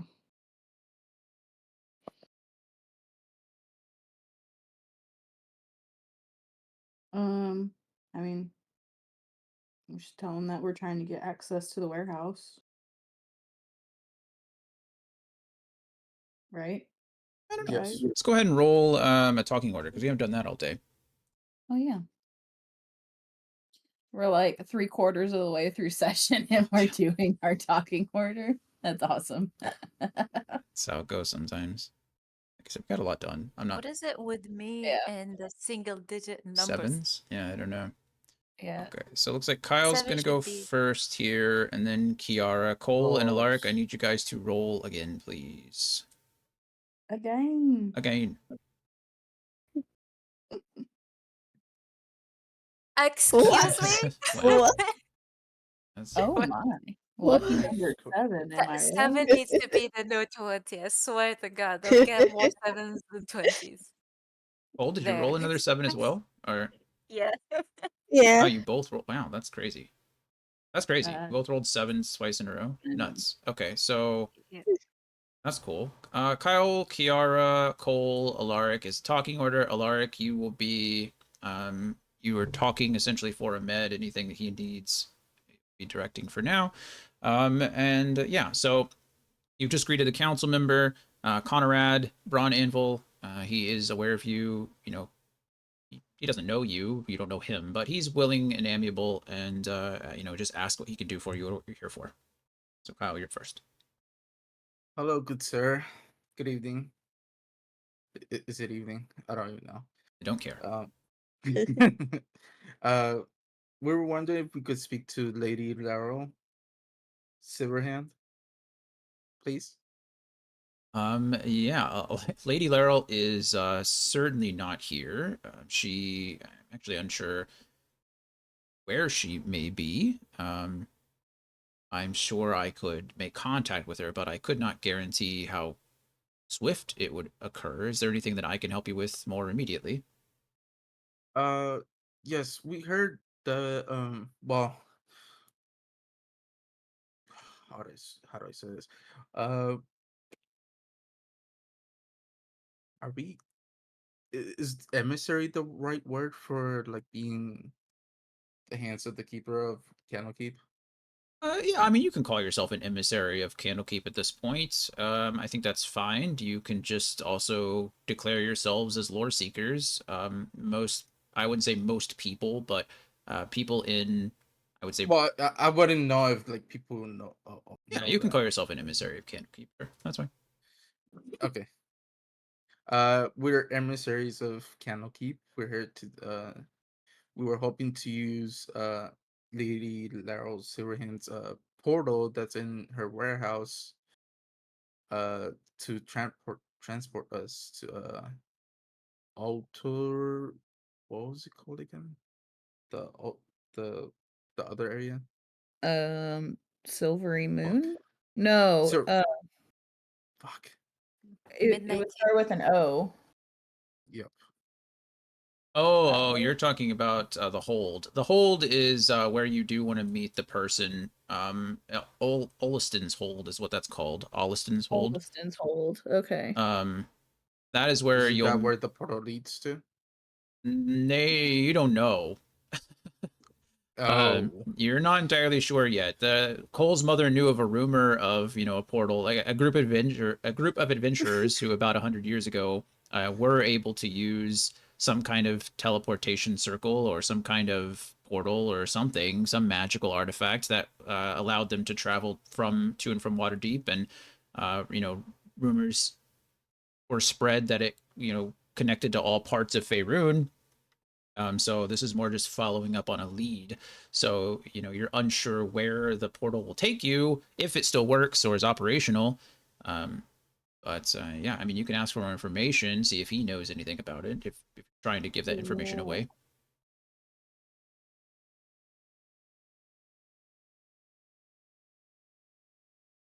Poop. Yeah. Uh Yeah, I think we should tell him what we heard from Cole's mom and ask him if he has any knowledge about this. yeah, I'll go with that.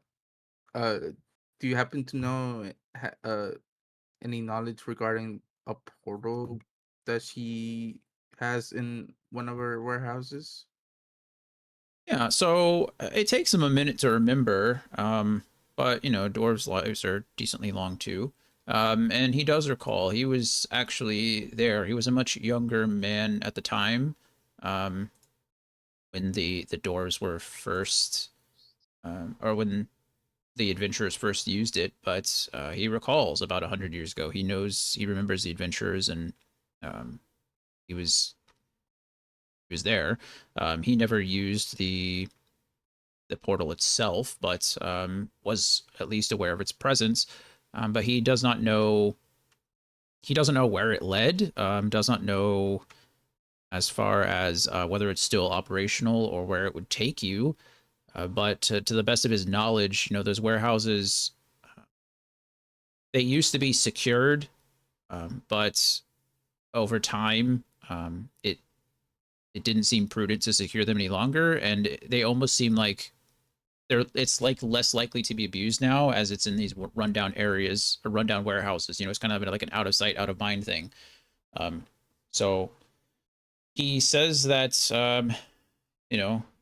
you're more than welcome to go investigate if you wish to. That Lady Silverhand is more than I don't. He doesn't think that she would have any opposition to that, but he does warn you that again, he does not know the condition of the spell. He doesn't know the condition of it. Okay. Of course. Thank you so much. It really helps. And we'll come back if we find out anything, uh, and let you know. Yes, please do. He shakes each of your hands. He thanks you all for for what you did, for helping Waterdeep and everything, and he offers you his services if if you ever need a favor or anything like that. Of course, anything to help. Perfect. To the warehouse. Dun, dun, Mm. dun. The warehouse. Cue cutscene music. I'm trying to see. Let me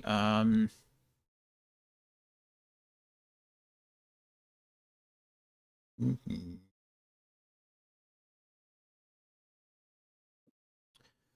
Okay, I was just trying to see what kind of thing it was. I keep saying it's like, oh, it's like a teleportation spell or whatever, a portal, whatever. It is, in fact. So I'll just explain it now. So you do. You go with Honorad's blessing, with the ambassador's blessing, and you travel back through the mountains or into the Mount Waterdeep through the tunnels and to the other side. And it's not hard to find the warehouses; they're all pretty there, and it doesn't take you too long to search through a few of them. Most of them seem pretty empty. There are a couple, however, that have old wares and boxes and crates and things like that. And it is, in fact, behind one of these old pallets, these old big boxes, that indeed both Alaric and Cole start to sense some kind of magical energy emanating from it. And indeed, you both find what appears to be an intact teleportation circle. There does not appear to be any signs of use or really anything. It doesn't look like anybody's been in this warehouse for a very long time. But in fact, nothing seems to be out of the ordinary. It's just there. You read the runes around. Well, you try to read the runes around them. They are a little worn, I guess, but nothing really stands out. And nothing indicates where this portal might go. But it is there.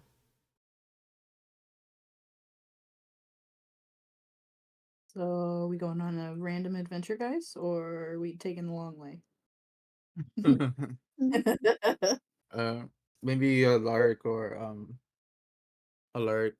Cole can look in to see where it leads.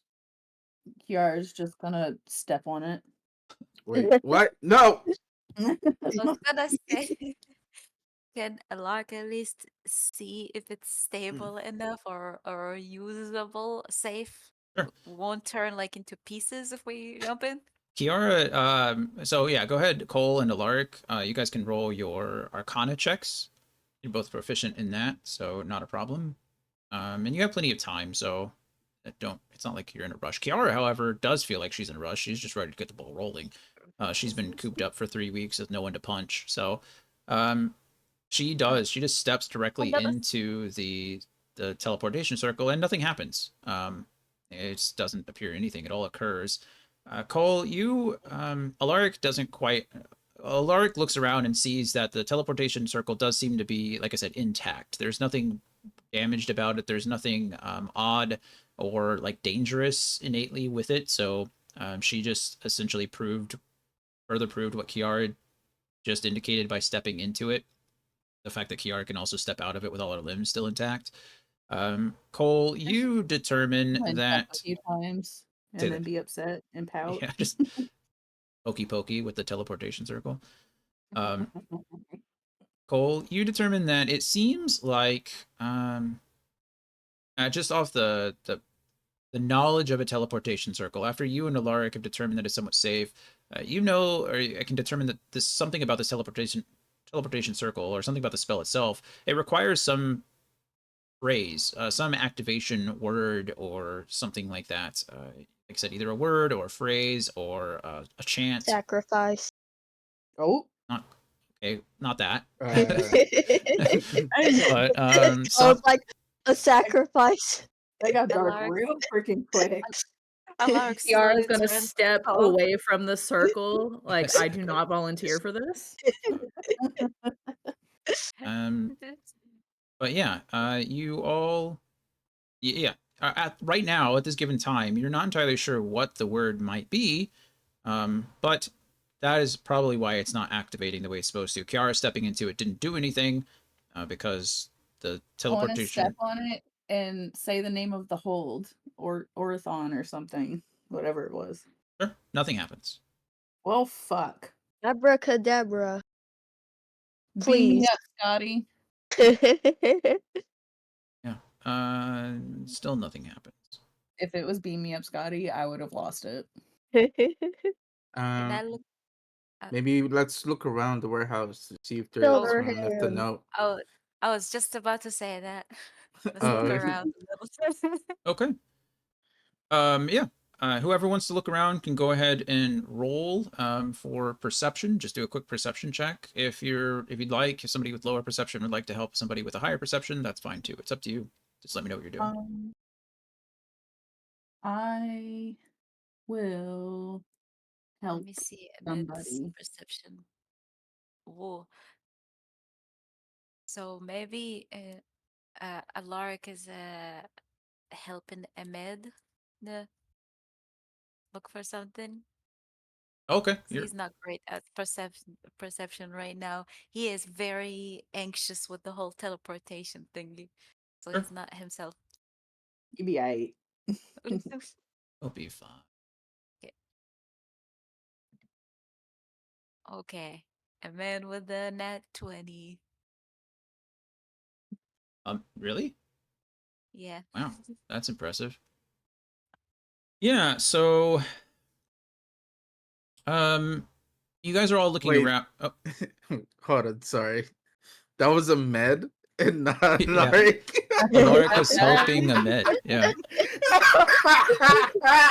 Yeah. Not even Oh my god. Alaric. Ahmed's out Man, here you didn't have rolling to nat laugh 20s. that loud. I'm so sorry. Awesome. I caught on so late that it was so. Yeah. It's even more funny. That's too Crazy, good. right? Look, Alaric is a bit anxious. You know how many times he teleported and turned out to be bad? You know, first Lancelot, and then what? The books, and then you know what? You're telling me I was there. Whatever works, right? Yeah, from you. Whatever works. Yeah. So luckily enough, you guys are all kind of not giving up, right? But you've kind of exhausted all your avenues. You've looked around. There's nothing on the ground that really indicates anything special. There's a couple of old flyers, like old pieces of parchment, posters, like menus, advertisements, like old things like that. There's a couple of old like looks pages that look like they belong to books. You check out some of the old boxes. Most of them are empty or full of old like clothing that's just gone to ruins. Nothing really manageable. You do everything you can. You essentially sweep the entire warehouse that you're in, and it doesn't. It takes quite a long time until Ahmed finally, he goes around and he's like, you can see that you're all getting a little frustrated. And he does the same thing, but he goes to lean himself on one of the pillars, and he makes a comment like, "Oh, I mean, I guess that's it from here." And he's like, three weeks on the road. That's a long time. And so he looks over, and he actually sees something carved into this wooden frame, this wooden pillar that he's leaning on. And he actually sees two things. The first word that he sees is the word Drazir, but it appears to be crossed out. And after he looks at it, he speaks the word Drazir, and then he looks down after recognizing that it's been crossed out, and he sees the word uh, Dala. And speaking the word Dala, you all see as the portal activates. A dull, like bluish glow appears from the runes around the portal, and a shimmering kind of magical field seems to emanate from the center of it. Okay. Well done, Emmett. Nice. Good Good job. job, man. Gives him a shoulder pat. Seems to be earning his keep a little bit. For real. Already starting with nat 20s. Let's go. We love a critical success. Yeah, he's pretty happy about it. Everyone's pretty All happy. right. We need to just think really hard about where we're going and say the magic word, right? Yes, surely. So who's going first? Kiara just steps onto it. Oh Jesus! All right, Kiara, go next. Kiara disappears. As Kiara steps into the portal, the Kiara does disappear, and the runes go out. Oh, Kiara, you are teleported to an empty room. Hold on. Oh. My best friend. My friend. You are ordered. I don't know. Here. Jail. Jail. Not quite jail. Let me pull it up really quick. Can my directionally inclined skills assist? Trying to.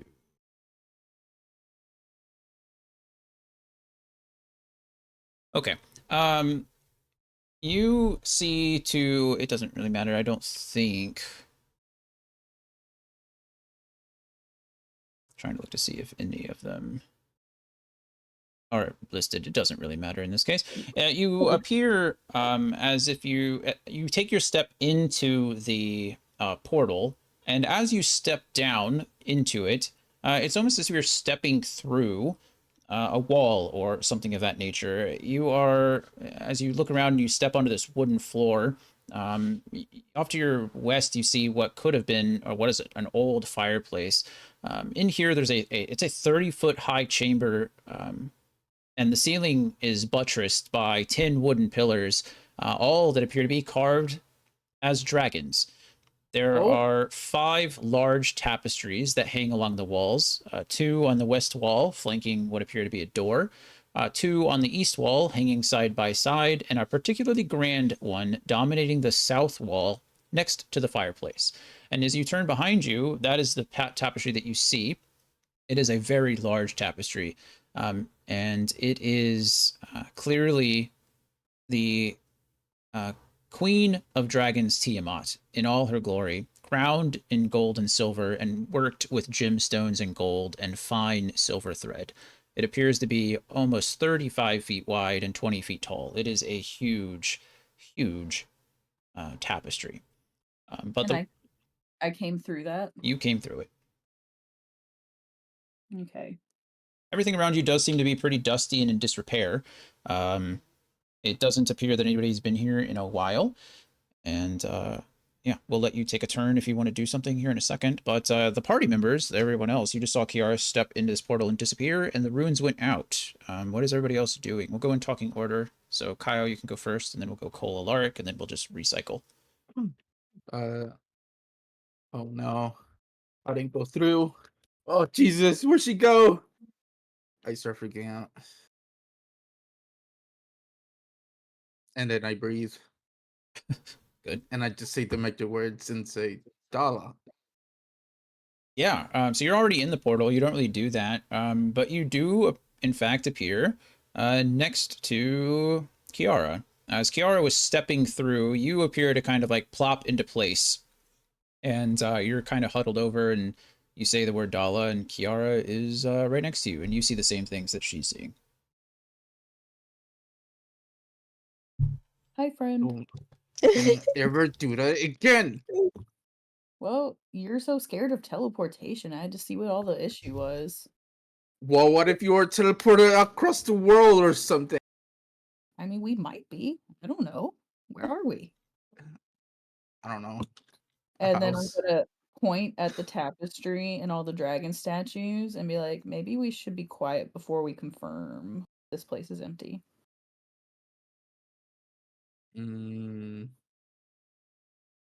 Seems a bit culty. Just a little bit. Ignore all this other stuff out here. It's not important. I mean, it's kind of important, but it's not that Okay. important. It's not important right now. Yeah, yeah. Okay. So Kyle, or rather Cole, Alaric, you witness the same thing. Kyle kneeling into the circle, speaking the word, and disappearing. After Kyle disappears through it, the runes go out once more. Cole, you're up. Uh, 'cause he's silent. He's like, and then he looks at Alaric, like, what just happened here? Okay. Stay calm. Stay calm. Let's all hold hands and speak the word all at once. Because I'm not gonna go there alone. I have I'm PTSD. fine with it. Yeah, let's hold hands and go in the magic circle that goes to who knows where. Perfect. So Ahmed, it's like, I don't know about holding your hand, but I'll go through with you. And they, sure enough, so you do. Wait. I tell Kiara, let's hide if they do come through here and surprise them. We should stand off to the side and scare them when they initially see the empty room, like 'cause they won't be looking at us. Good idea. So Perfect. we'll stand off to the side and then scare the shit out of them. Okay, let's So do it. sure enough, a few seconds later, you all are Kiara points out the dragon buttresses and the tapestries on the wall, and Kyle proposes his idea, and just a few seconds later, you have Alaric and Cole and Ahmed kind of appear in front of them as they're stepping through the tapestry, and they all take a quick look around in front of them. Ah. Wow. Ah. Just like that. Perfect. You are all Cole, you're Alaric. all jumps surprised. into Alaric's arms, like, what? Scared. Alaric pointing his rapier at them is like, stop it! I was about to hexblade curse you all. Oh, don't threaten me with that little stick. Well, sorry. I didn't mean I thought you were The someone else. She's just gonna laugh. sharp pointy stick. It's a sharp one. That's cute. All right. So you all have arrived. Quick practical joke played on half the party. But you quickly realize that you seem to be the only ones certainly in this room. The three of you that just appeared, Alaric, Cole, Ahmed, you all show up and you see the same thing. There are this old dusty room. There are some of these pillars in the middle and the buttresses across the ceiling. All of this seems to have a pretty old draconic motif going for it. There's a series of walls along the north side of the room that potentially lead outside. You have these windows that are allowing some light through, which is giving you some kind of vision in here. But nothing is lit. The fireplace doesn't look like it's been used for a long time. Dust is caked on pretty much everything. The room doesn't have much in the way of furnishings outside of the tapestries on the walls that you can see. And it's you do see again. There's only two doors that appear to lead out of this place, and for all intents and purposes, you have essentially stepped out of that center tapestry, and where you are is unknown to you other than in this building. But at the moment, there is no initial danger or immediate danger, I should say. So we'll And start.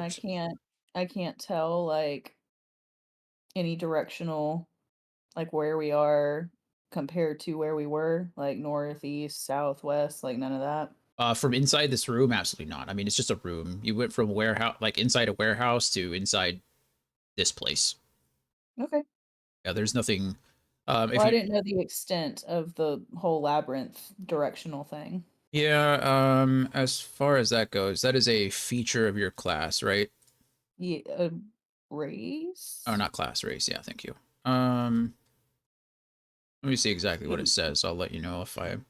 You made it sound like Jonathan was being racist. Yeah, the feature of your. Well, I'm so used to like him being pretty accurate with the info, and I was just ready to agree. So I was like, wait, no. Oh, you're right. Yeah. Let's see. Labyrinthine recall. You always know which direction is north, and you have advantage on any wisdom survival check made to navigate or track. So, I mean, Sure, you know that towards the sea or towards these double doors over here is north. I don't know how much that gives you. I don't. You know that's the way north. Okay. This way, out the doors. So north, south, east, west. Cool. But yeah, that's about all your feature is going to give you. If you're trying to track or navigate, you know that's another thing. But just being inside this room, that's all you got. So we'll kick it up to the top of the queue really quick. Kyle, you are up. You also have a feature as well as far as the rate or your background goes. But I don't know what that's going to give you either. That's more geographic. Yeah. Yeah. Yeah. Instead of this. Yeah, it wouldn't work here. uh, yeah, I'm just gonna start investigating to see if it's safe Sure. to open the door. What exactly? You're investigating the door? Like, are you, or what are you doing? Well, We- actually, you know what? I'll just look outside to see. Oh, yeah, to see if my feature will work. We should Okay. check for traps. We're in occulty. It's fine. Yeah, it's fine. Yeah, it's fine. Sounds more like of a me thing to do. Yeah, you can do that. Kyle. So Kyle's gonna go open the doors. Are you looking out the window or are you going out the doors? I'll look out the window to use my wonder feature. Sure. That's part of your background, right? Yeah, I have excellent memory of maps and geography, Maps. and always recall general layout of terrain, Is that settlements, and other features around you. perfect? That's part of Outlander, right? Yes. Okay. Yeah, you look out. You step out onto this balcony, and you can clearly see that you're on the second floor of this old wooden building. Unfortunately, with your Wanderer feature, there's nothing here for you to recall. You are clearly in the mountains, or in an unknown set of mountains. You have never been here before. It appears that it is certainly a lot colder here than it was um, when you first left. But or where the place you left. I shouldn't say when you first left, but from the place that you left, it is colder here. The wind is blowing. There do seem to be some snow on the tips of some of the trees, and yeah, you're somewhere in a mountain range.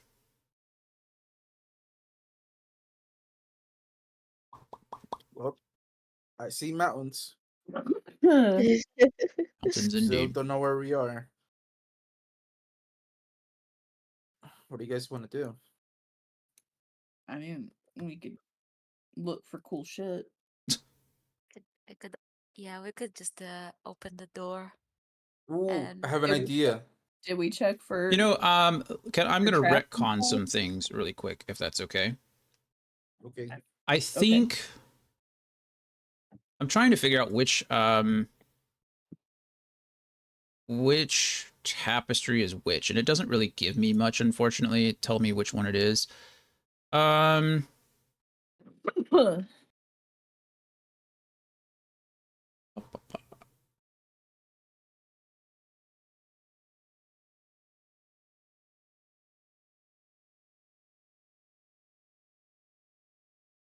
sorry, I'm trying to.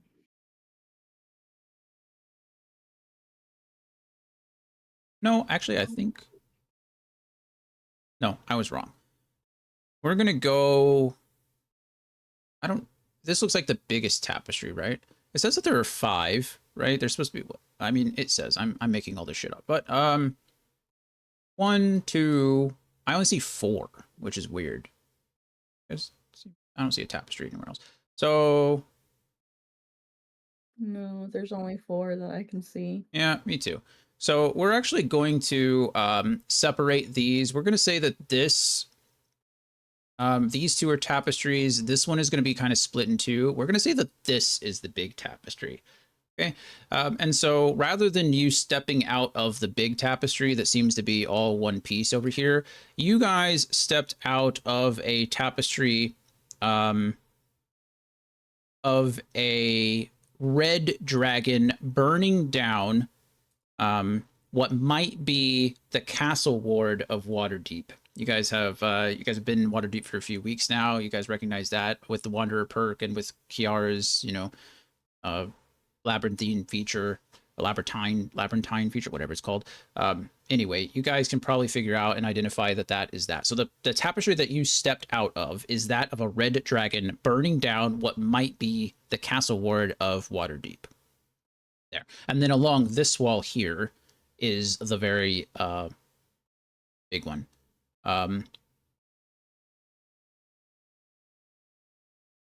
Yeah, sure, we'll go with that. Okay, cool. Okie dokie. Retcon, a little bit of change of things. I was reading over some stuff. Okay, Castle Ward of Waterdeep. Got it. Okay. So Kyle is determined you guys are in the mountains somewhere. Kiara, you're investigating for what? What are you doing? I was just suggesting we look for like some traps. Sure. Go ahead and roll a perception check. Where are you looking?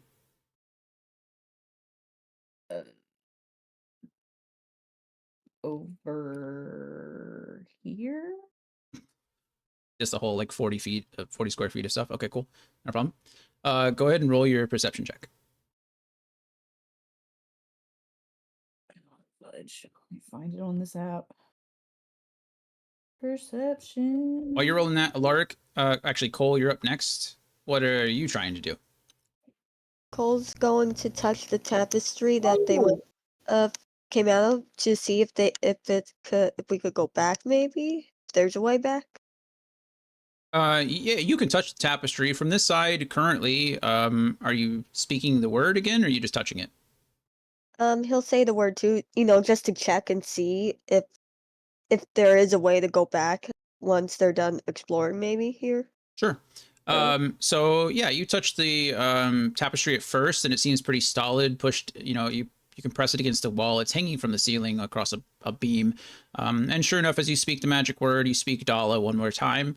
Your hand does pass back through the tapestry. Where it ends up, if you'd like to step all the way through, you're more than welcome to. But currently, it's He's just gonna quickly pull his hand away and say, at least we have a way back." yeah. The tapestry does free itself. And as you pull your hand back, nothing negative has happened to you. He But as makes you sure pull he your has all his fingers. Good job, Cole. as you pull your hand back, You guys are you so hung up on teleportation for. We're having a great time with it. great time Yeah, it's fun. taking his baby in some random location. Just wait. You just wait. Uh, Sooner or later, a random book will pop up and just drag you in. And you'll know the meaning. Yep. Of but life. yeah, Y'all are just overly dramatic. for Stop now. messing with the teleport. Maybe it has uses. Don't waste I'm it. not messing with it. I'm just checking to see if we could go back, I'm sir. not playing. I'm investigating. Mm-hmm. As you It's pull a your hand movie. back, you almost get a rippling effect. Like as you place your hand through it, or as your hand falls through it, you kind of see the tapestry ripple around your hand, almost like sticking it directly in like water almost. And then as you pull it out, you get the same like rippling effect, and then it solidifies back into this tapestry. It seems like He's like, you can either, it does seem reusable. Doesn't seem to cause any problems. it kind of felt nice. There you go. Kiara, with your natural 20, you can determine that, yeah, if there are no traps here of any magical or physical nature. The door doesn't seem to be rigged with anything. It's just a normal door. And it doesn't appear, as I said, there's not been anyone here that you can tell for a long time. It's hard to tell how long with all the dust, but whatever footprints you all are making are the only ones that have been made in as long of a time as you can realize. So somewhat safe, I guess. It's safe in this room. All right. I'm just gonna tell the others that it's all clear over here. Looks like we might be the only ones for a while that have been here. Yeah. Alaric, what are you up to? You and Ahmed. We just wanna go through the door. Cause yeah. The western door or the northern door with Kyle? Oh, I might as well set on this one. This is a window, right? it's a door. These are windows. It's a These are It's a doors. door to the balcony. Yeah, the door to this balcony. oh, okay. After Kiara confirms that it appears the door is secure, no traps, Alaric goes ahead and pushes through. Apparently, portals are a lot, but An this unknown isn't. door is nothing. I'll go ahead and reveal a lot to you, I guess, because I guess I don't know why I didn't. Weird. Oh, okay, that works, I suppose. Kind of. Anyway, Alaric, you walk out and you see this hallway. It opens up in the middle. You can see like a banister and maybe a set it. Well, in this case, you can see the stairs going down. But there's also a stairs directly to your north that lead down into a lower floor. So other than that, on the hallway, you can see several doors, one directly across from you, and then several that lead to various other places. And you can see the glowing of some lights. Most of the light that's coming into this place at the moment are coming through these two southernmost windows that appear to be casting it inwards. Well, more doors. What did I expect? More doors. And let's see what's behind door number 2. If you say so, lead the way. I have a question Mhm. to the group. Oh. We may I have would. Should I go outside and scout the area to see if it's safe? I mean, if that's what your heart tells you to do. Well, my heart is pumping to go to the wilds. Well, all right then. Be safe. Wilds. See ya. And Okay. I jump. I attach a grappling hook on the running thing, and I jump down. Sure. Woo! Imagining a little warrior squirrel like parkouring over the balcony. Be So safe. I'm just gonna scout the area to see if it's safe. yeah, not a problem. Let me add an image really quick for you guys, so Oh, you guys have an idea of what you're doing, what Kyle is seeing, I guess. It's not that much. To guess it doesn't matter. It's fine. It's too late.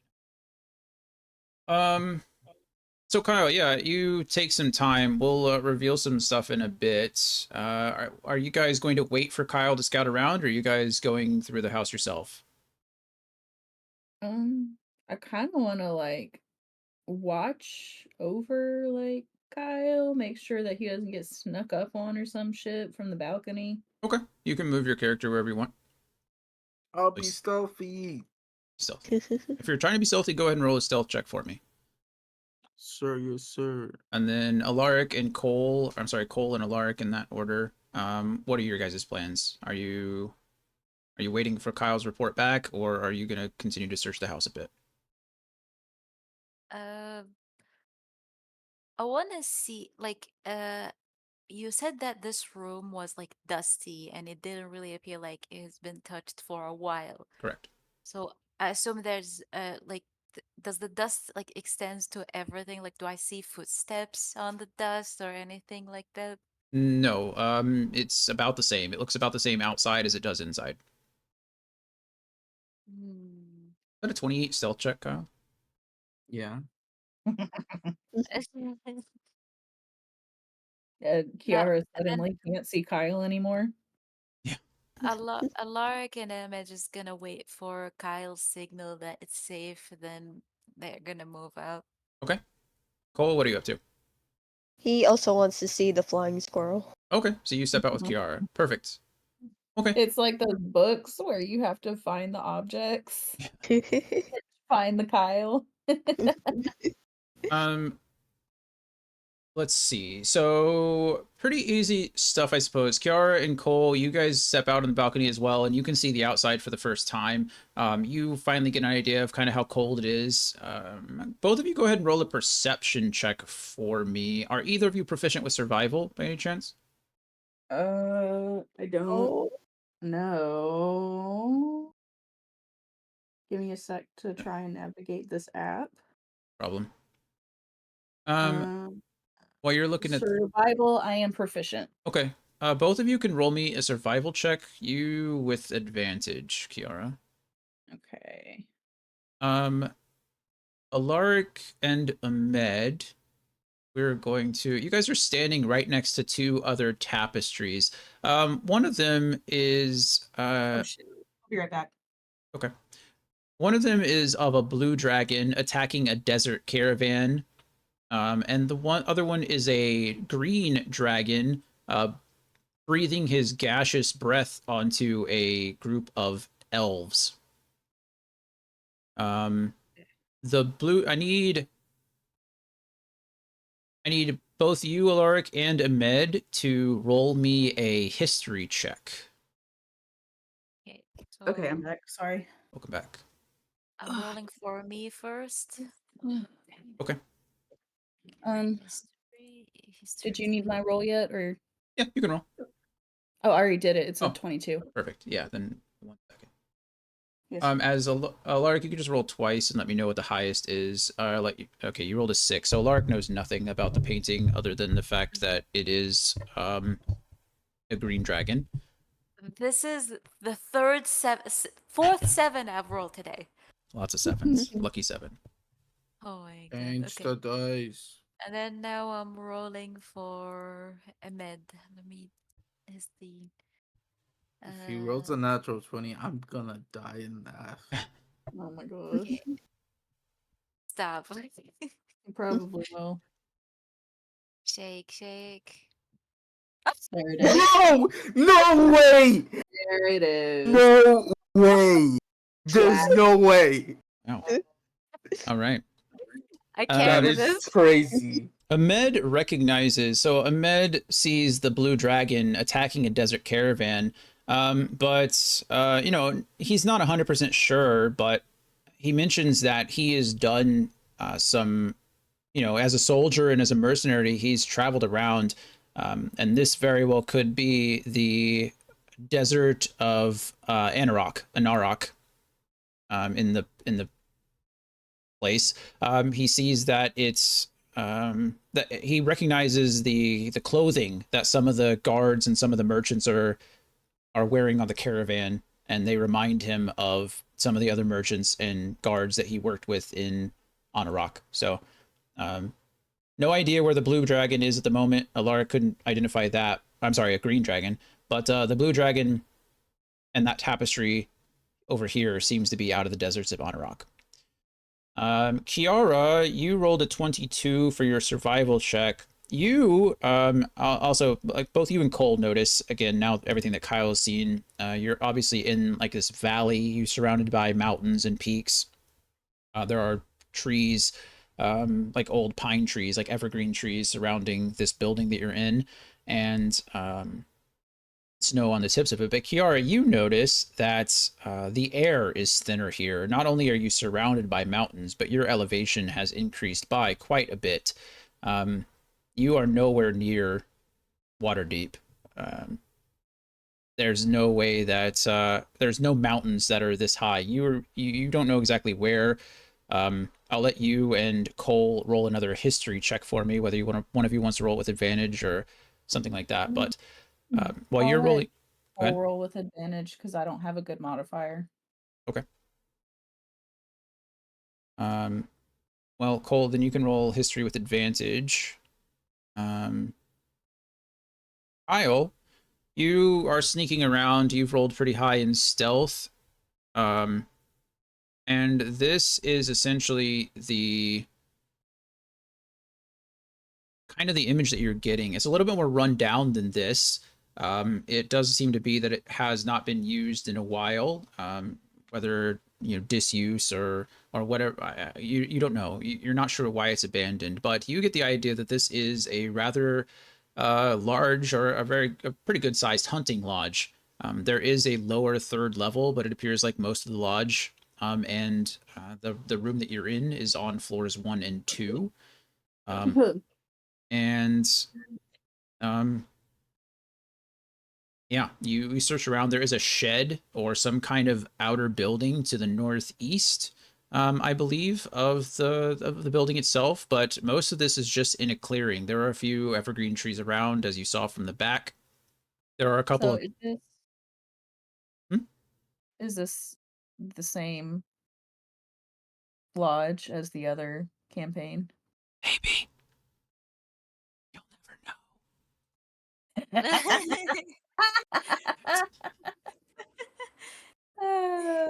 Maybe.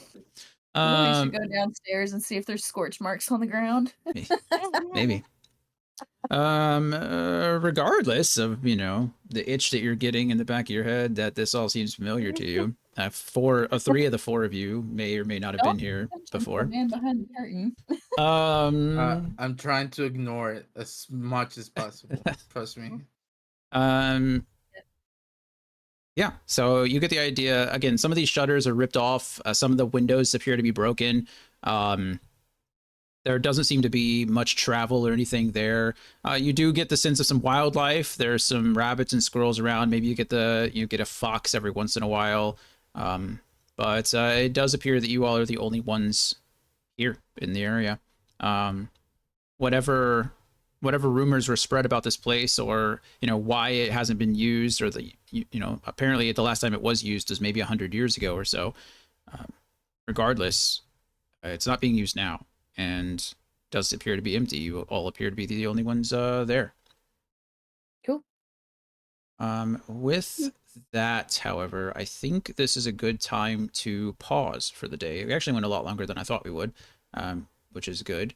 So, yeah, you guys, I'm gonna go ahead and take you back to this. Now that you kind of have an idea of what the outside looks like. Kyle, you make your way back around, no problem, and can scamper on up, kind of relay the information to everybody so everybody's on the same page. Kiara and Cole mention that the air is a bit thinner. Cole, did you roll? You rolled a 25. Is that history check is accurate? Or what did you roll for history? I had with it? advantage with because of Kiara is helping me. Yeah, but 25 is a lot. I think what's your history modifier? 0. Okay, then yeah, I don't think that roll is possible. So roll with advantage again. It looks like it might have added the 2 rolls rather than giving you advantage. So I think with this one you have to click the advantage button, otherwise it just adds them together. Yeah. Sorry. I forgot how to do. On the side, like click your D20, and then on that side where all the dice and the icons are, go down to the +/- and then you click advantage. It should show like your plus or minus for your modifier, and then it shows disadvantage and advantage underneath. Okay, thank you. Yes, ma'am. Okay, 16 total. Yeah, I'll say that you don't necessarily know exactly where you are off of the 16, but speaking with everybody now and trying to get an idea of where you could be, there's only so many mountains that would probably fit this location. So you guys know that, well, Waterdeep is way over here.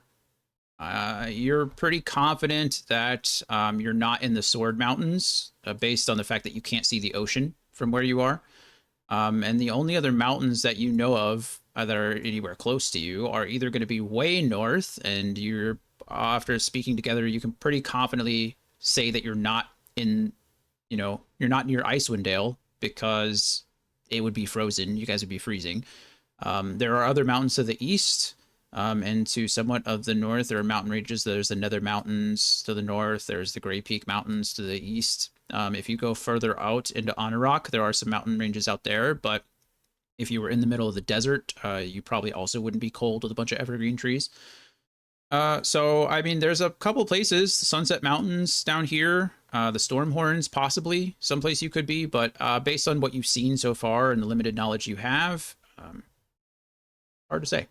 So you all are in a mountain range somewhere in Faerun, and you just step through a magical portal to get there. So congratulations. But I think that is a good place to wrap it up for this evening. Out of character, yeah, this is actually before we do that. Any questions or comments or concerns about where you are, what you're doing, or anything you'd like to do finally at the very end before we end the session? Um, I do have a question, but Mhm. it's not really about what we're doing at the moment. Okay. But where, like in the world, where do you find adamantine ores usually? It's just a mineral that you mine for, like anything else, gold, silver, platinum, things like that. It's just another type of material. I think adamantine is supposed to be some kind of magical, right? It's considered a magical item, so it's a little bit more than just. Isn't it a little more like difficult to find? Yeah, I mean, It it is. comes from Go ahead. it comes from meteors, so it's kind of it's hard to get. Yeah, there you go. Oh, It's okay. but it's mined for. It's just a resource, but yeah, it's just considered pretty rare. Okay. Yeah. Anything else? I got to use my grappling hook after 2 years. There you go. Nailed it. Perfect. Used Great session. used it great. Yeah. So we'll pick up the next session here. You guys can do whatever you want. Explore the, find out where you are. Obviously explore this building. Go back through the portal, right? You have plenty of options, and you guys can discuss it as a group when you get back, and we'll pick up from there. So, out of character, yeah, 100%. This is the lodge. I've already made it clear that these worlds are somewhat connected. There's been a few like hints and clues. Obviously, when you guys were in Greenest, there was that whole Yeah. festival that happened where there were the statues of the old characters and stuff, and this story is taking place approximately like 100 years after that. I'm trying to connect all of the campaigns here, so Cool. there's obviously there's already been hints, there's already been clues and connections to the Sunless Citadel campaign, and so yeah, there's all kinds of fun stuff. But regardless, these characters only know so much, and you got to rely on the current characters' knowledge rather than your own. But yeah, for funsies, this is 100% the old lodge. Cool. Um, Like, and I wasn't trying to like in game really ask. I was just no, yeah, genuinely curious. I was like, this looks super freaking familiar. yeah, it was supposed to. It's a cool little Okay. throwback. I was thinking, so full transparency, we're over now, right? I was again, this chapter that I'm adapting for the campaign is supposed to be another teleporting book. You open the book and you flip a page and then you get teleported to a magical forest kind of thing. And I was like, well, they've already done that I don't know how many times, and if I'd have to get them from Waterdeep back to Candlekeep and then teleport them to a book. That just doesn't seem logical. So I was like, what else can I do? And I was like, well, they have to go up here, right near Silvery Moon. And I was like, how far is that from Waterdeep? Well, it's like it's like 3 weeks. It's like 21 days worth of travel, right? 10 days.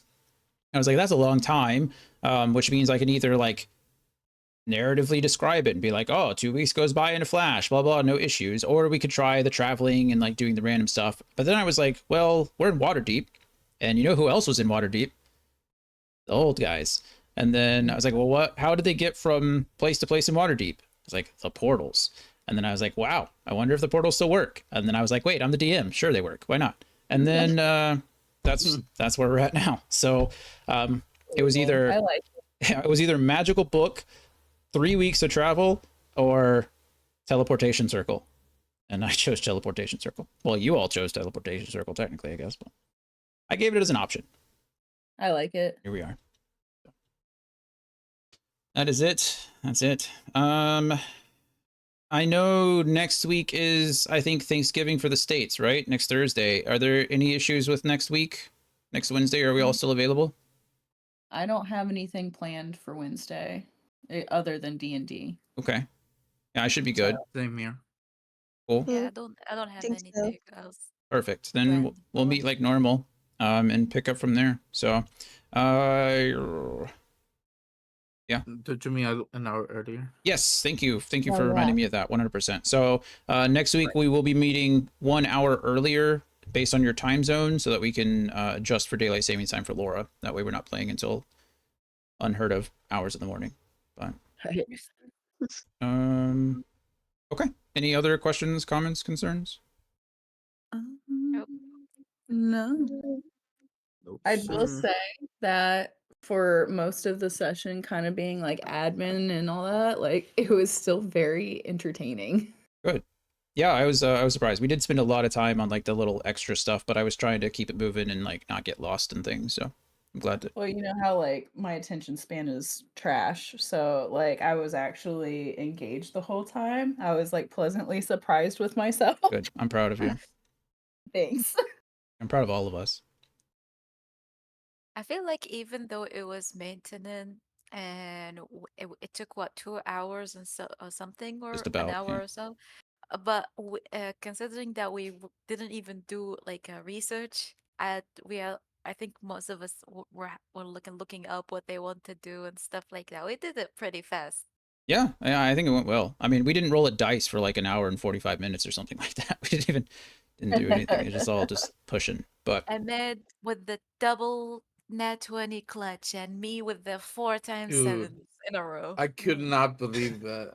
And as soon as you said that, Brian, I was like, oh, it's gonna it's happen. got to happen I now. know it. Me too. Now that when you said that, I was like, it's gonna happen.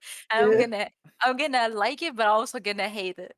Well, I mean, it kind of balanced out. You know, Lark kept rolling fucking sevens the whole damn time. It was So a I lot of mean, we sevens. had Laura had to have some kind of good roll somewhere. It's called I'm balance, glad. I'm glad we hired him. right? Glad we- No problem, guys. I got you. Alrighty. If that is all, then yeah, I think that's it for me. So love you Thanks for the guys. session. I appreciate you. Glad everyone had a good time, and we will pick up next Wednesday an hour early. So See ya. All if right. you guys need anything, See ya. I'll mute and in the stream, and then I'll be back. But if not, I will see you guys then.